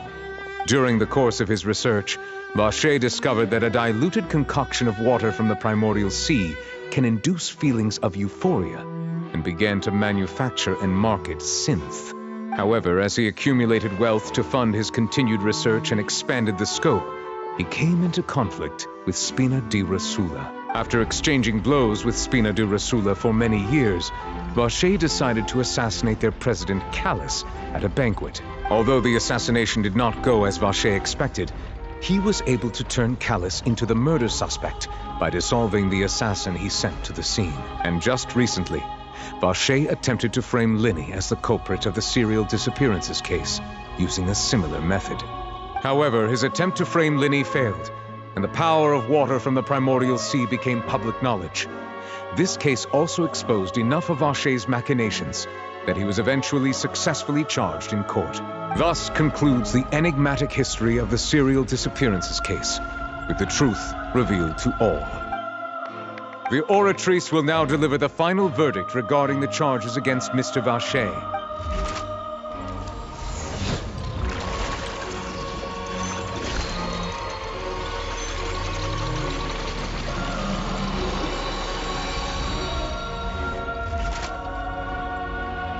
According to the judgment of the Oratrice Mécanique d'Analyse Cardinale, Mr. Vacher is guilty. Guards! Take Vacher away. Good. It's what he deserves. With that, the serial disappearances case is over. We really just witnessed history. Who would have thought the true culprit would be such a polite and well-spoken guy? He's hurt so many innocent people, and now he's finally getting what he deserves. Huh? Are you okay? Demoiselle, you were absolutely brilliant. The day our late boss had always hoped for has finally come. You can rest easy now, knowing justice has been served. Yeah. It's finally over. It's all thanks to you guys. And my partner. See, Papa? Spina di Rosula's still doing well with me at the helm. Well now, hasn't this been a most delicious piece of drama?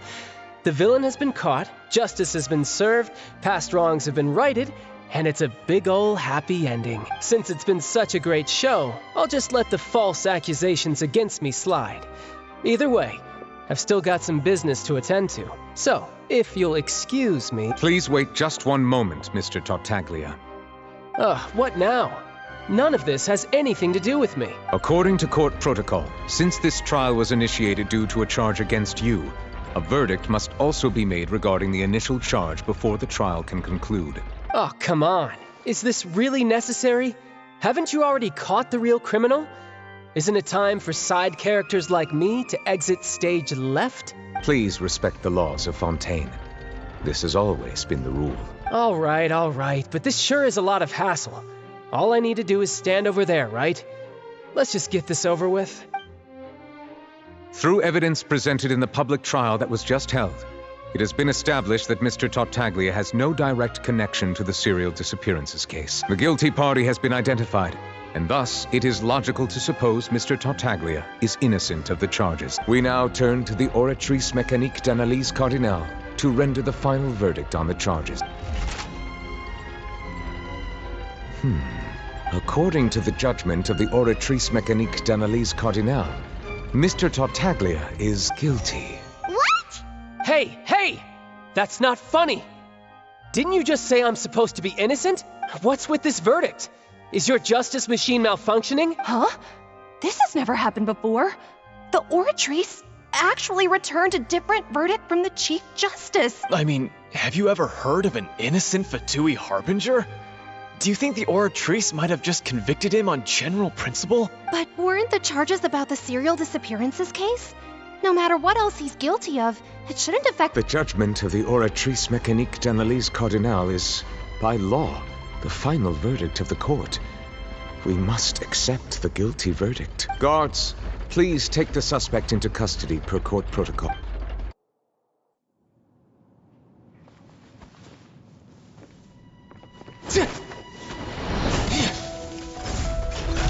So this is how justice is done in Fontaine.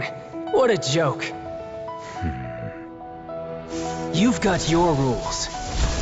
Well, I've got mine too!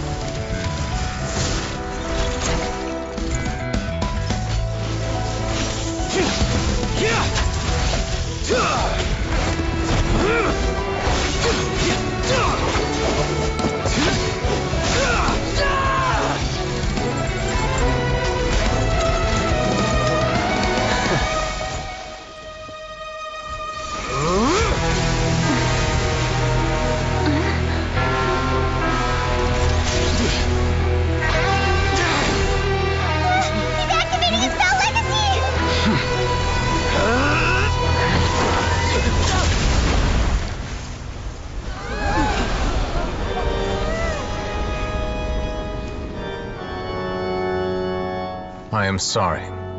If you have been wronged, we will find the truth. But the rules of the court must be upheld.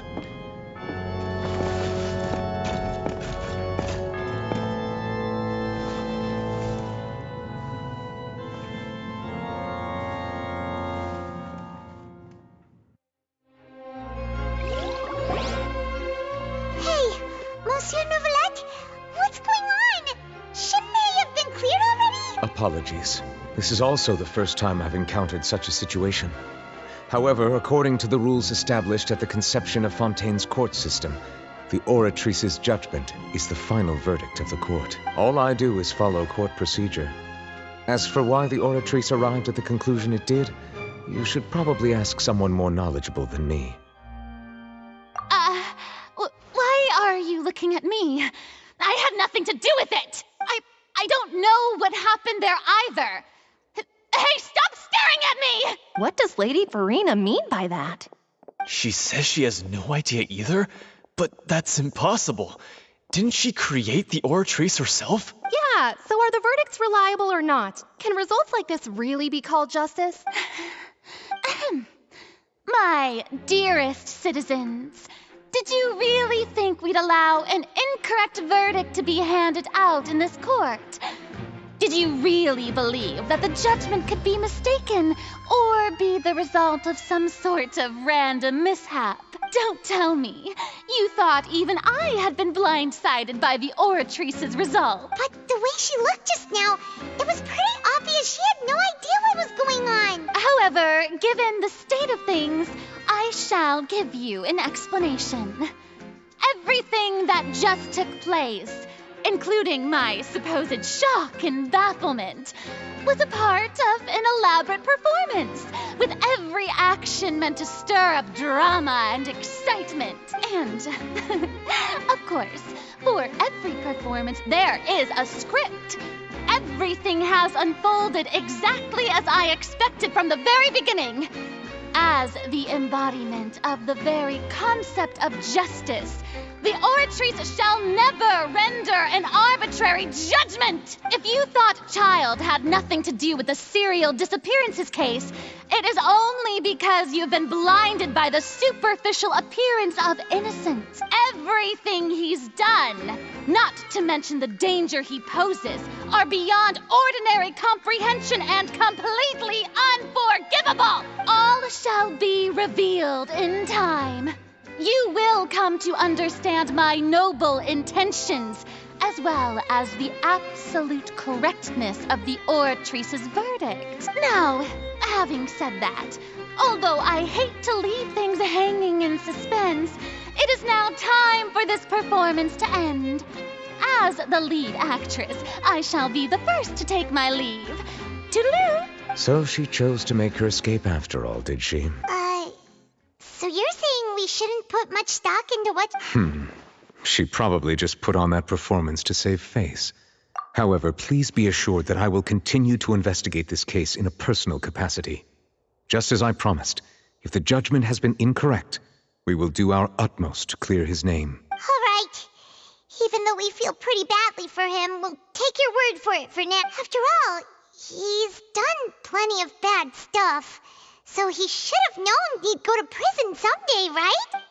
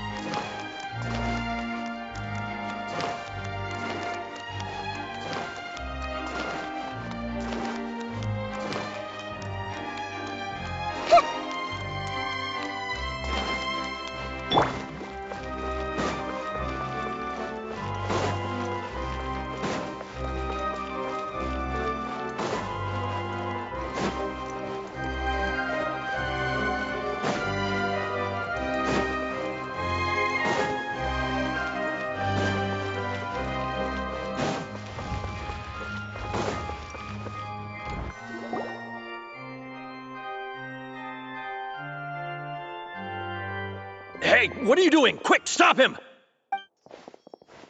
Traveler! Hey! Traveler! Marcel! What are you doing? Stop resisting arrest! Cease, or we'll add another charge to the list. No, wait! I just want to ask the Traveler something. I'm not looking to run away. Please, just let me ask this one small thing. Go on. Thank you. I was being led away when I finally realized something.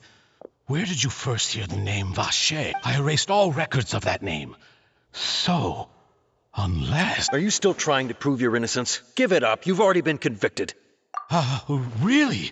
You did? You're sure? You met her? But how could that be? How did you manage to do it? The Fountain of Lucine? Then she's been so close to me all along. And I just never... Please give me a chance to talk to her again. Just let the Traveler take me to the fountain. What? Give an inch and you want to take a mile? Do you think serial killers get to make requests like that? Paimon agrees. Why should we give him what he wants when he's only done a ton of super terrible things? This request, is it worth as much to you as your life? Of course! Wait, no. It's worth even more than my life. Humans. Will they betray the instinct to live just to satisfy spiritual needs? Very well. I will grant your request. Your Honor, I fear that... I will go with him. You do not need to worry about any escape. In that case, I shall leave him in your most capable hands, Chief Justice. Thank you, Your Honor.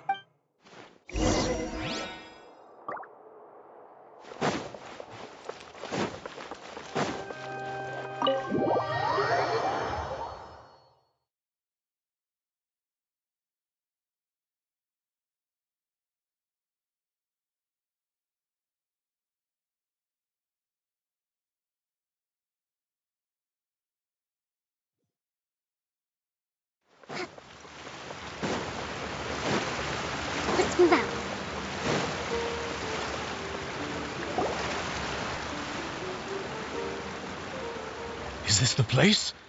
You said she's here, but what do I need to do to see her? Yeah, and even Paimon could hear her after drinking that thing. Vache. Ah! Yes, that's it. So you heard it too. Vinier, it's me! It's me, Vache. Vache? Vache. I'm here! I'm here! Where are you, Vinier? I'm coming for you. I'm finally here for you. Hey, wait! Be careful! Hey, wait! Vinier, is that you? It's me, Vache! Vinier! Vache? Why did you come? Didn't I say? You don't need to look for me. You look a lot older than I remember. How long has it been? It's been more than 20 years. I've suffered for over 20 years since the day you left. All this time, only the thought of bringing you back has kept me alive. Nothing else mattered to me. I must be dreaming. Who would have thought I'd get the chance to tell you all of my feelings like this? Vinier, you are my everything. I really don't know how I could live without you. But Vache, if you ask me, this world would be better off without you. What are you saying? If not for you, I would have finished my law degree and probably become a top-tier attorney one day. If not for you, I would have continued to pursue my love of the arts, and my works would have been displayed in the Palais Mermonia itself. If not for you, I would at least have been able to take care of my mother. And she would not have grown old and died alone, with nothing but the tears on her cheeks. It's all because of your selfishness, Vache. It's all because of you. You... Wait, you are not Vinier. Who are you? You're right. I am not Vinier. I am the sacrifices. Every woman who died by your hand, as our bodies dissolved, our consciousnesses flowed back to the primordial sea. Our thoughts circulated endlessly within the primordial sea. And we were no longer individuals, but we became one. Just as streams of water come together in the sea. I'm Cressy. I'm Lemony. I'm Azine. The only one I am not is Vinier. Why? But then, where is Vinier? She doesn't want to see you anymore. Every tendril of her consciousness is avoiding you. This is what you get for your selfishness. Your selfishness robbed us of our lives and our futures. You said time and time again that you'd do any and everything for her. But did you ever consider whether she'd want to see you do the things that you did? If she would despise you for what you became? You are a liar, a heartless murderer, and a cowardly narcissist. The only thing you are not is Vinier's beloved. From the moment your first victim died and her consciousness merged with Vinier's, she has had nothing but pure hatred for you.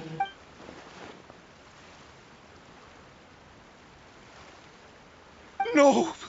Vinier! She can't hate me. Let me see her, please. Have mercy. You still don't understand. When I said don't look for me, that came from the real Vinier. She really doesn't want to see you anymore. But on top of that, she also said that because it's her final drop of pity for you. She said that because she knew that if you did come here, we will show no mercy to you. Vache. Vache? Vache? Vache. Vache. Vache. Vache. Drown.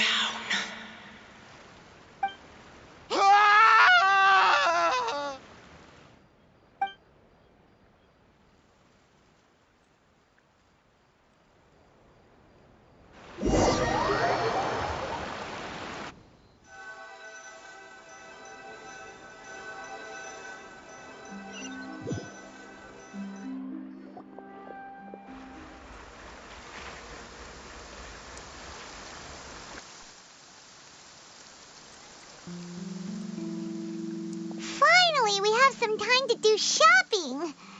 Gosh, it's really been a long time since we've been able to relax. Huh.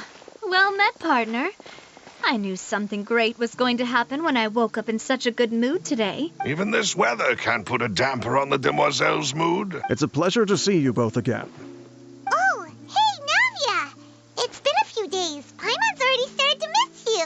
Oh, now that I believe. I'm easy to work with and always bring home the bacon. Who wouldn't treasure having a partner like me? Sounds like you're really enjoying life these days, Navia. What have you been busy with since the trial? It's just been one thing after the other. I've been making non-stop trips between Poisson and the courts in Sen. Everyone from Spina di Rosula organized a memorial for my father. We never held a memorial when he first died, since everyone knew that even if we held one back then, no one was going to come. This time, though, everyone in Poisson, and even many people from the court, all attended. So his name's definitely been cleared now. That's what we like to hear. It's been the dearest wish of Demoiselle all along. That blasted stubborn fool.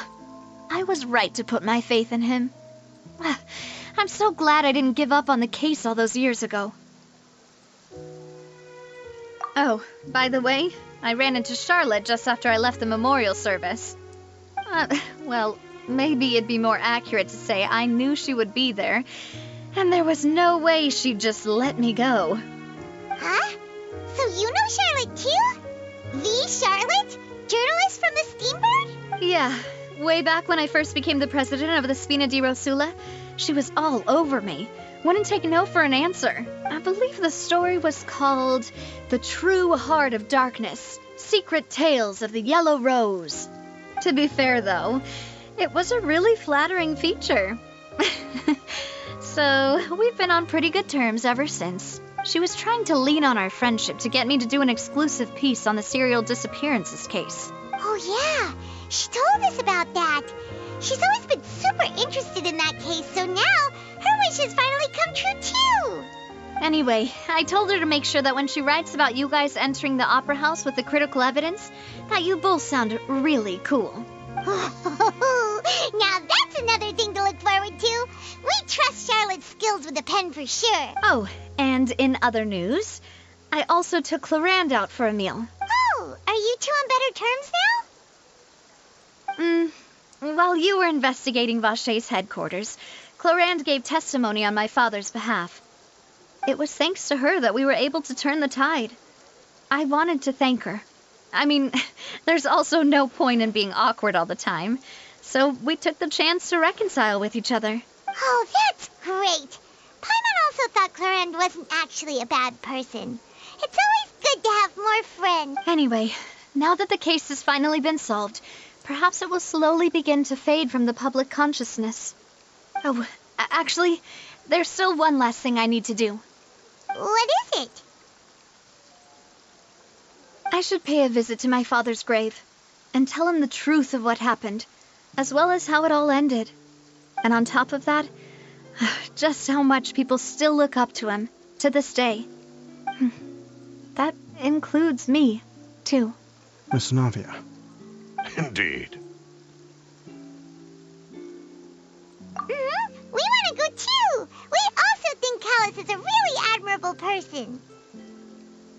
Sure thing. I'd like you two to share the moment with me. After all, without you, there might not have been such a positive ending. And in that case, everyone, let's be off. Considering the recent weather, we'll be lucky. Yeah, you're right. It's been raining non-stop for a few days now.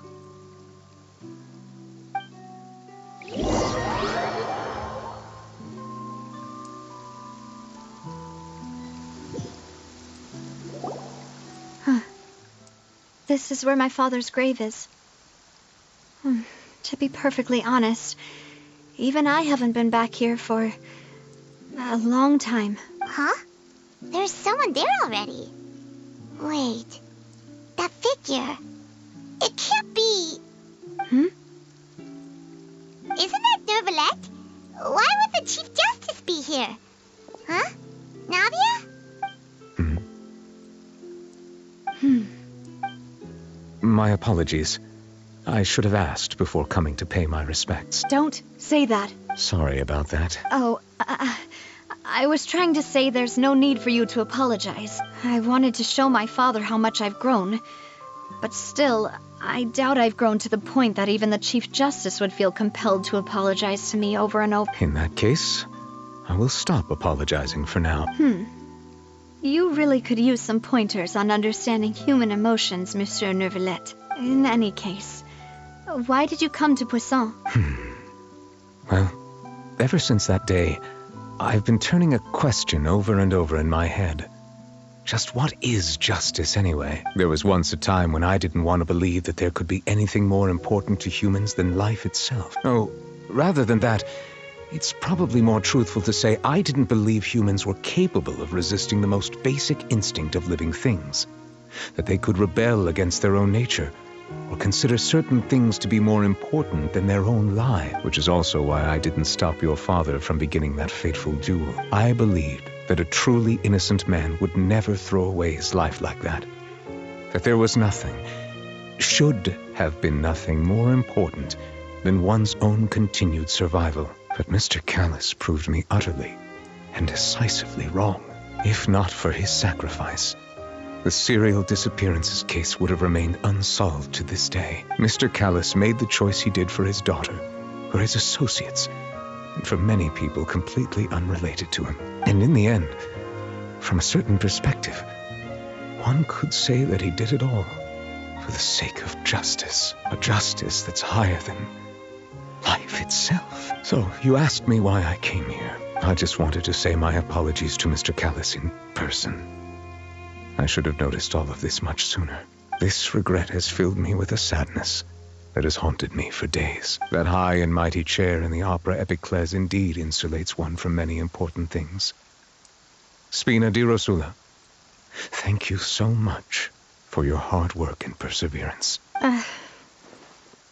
I'm sorry for being mad at you before. So, you're actually one of those types that's cold on the outside, but pretty thoughtful on the inside, huh?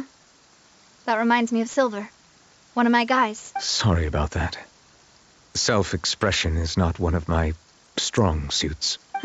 Didn't I just say you don't need to apologize? So Navia and Neuvillette seem to have made their peace as well. Let's not disturb them for now. We can wait till after they're done.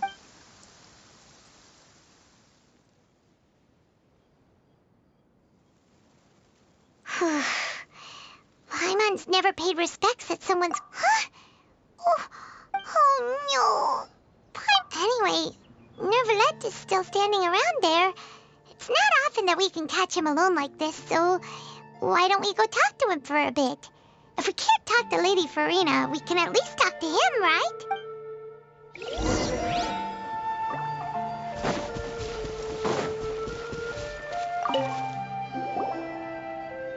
Oh, it's you two. Did Miss Navia invite you to come pay your respects to her father? Mm-hmm. We ran into Navia on the streets today, so we just followed her here. I see. Then is there something that I can help you with? Well, it's pretty hard to run into you like this since you're usually super busy. So we figured we could try to ask you a few questions, if that's okay. Please feel free. Though outsiders, you helped us solve one of the greatest mysteries in Fontaine, and it would be my pleasure to return the favor. So, at court, the bad guys referred to that special water as water from the primordial sea, but what is it really? Truthfully, that name is already quite accurate.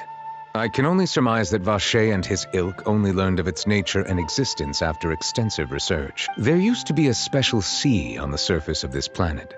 The nature of its seawater was rather different from that of the sea we know today. Most of Tevat's life forms were first born in that special sea. You could say it nurtured much of the life on this planet. Huh. So it really was where everything began. It makes sense to call it primordial, then. But today, the primordial sea no longer exists on the planet's surface. What Vacher discovered must have been some kind of special case, or a remnant from a truly ancient age. Huh. So that's how it is. Oh, you really know everything, Monsieur Neuvillette.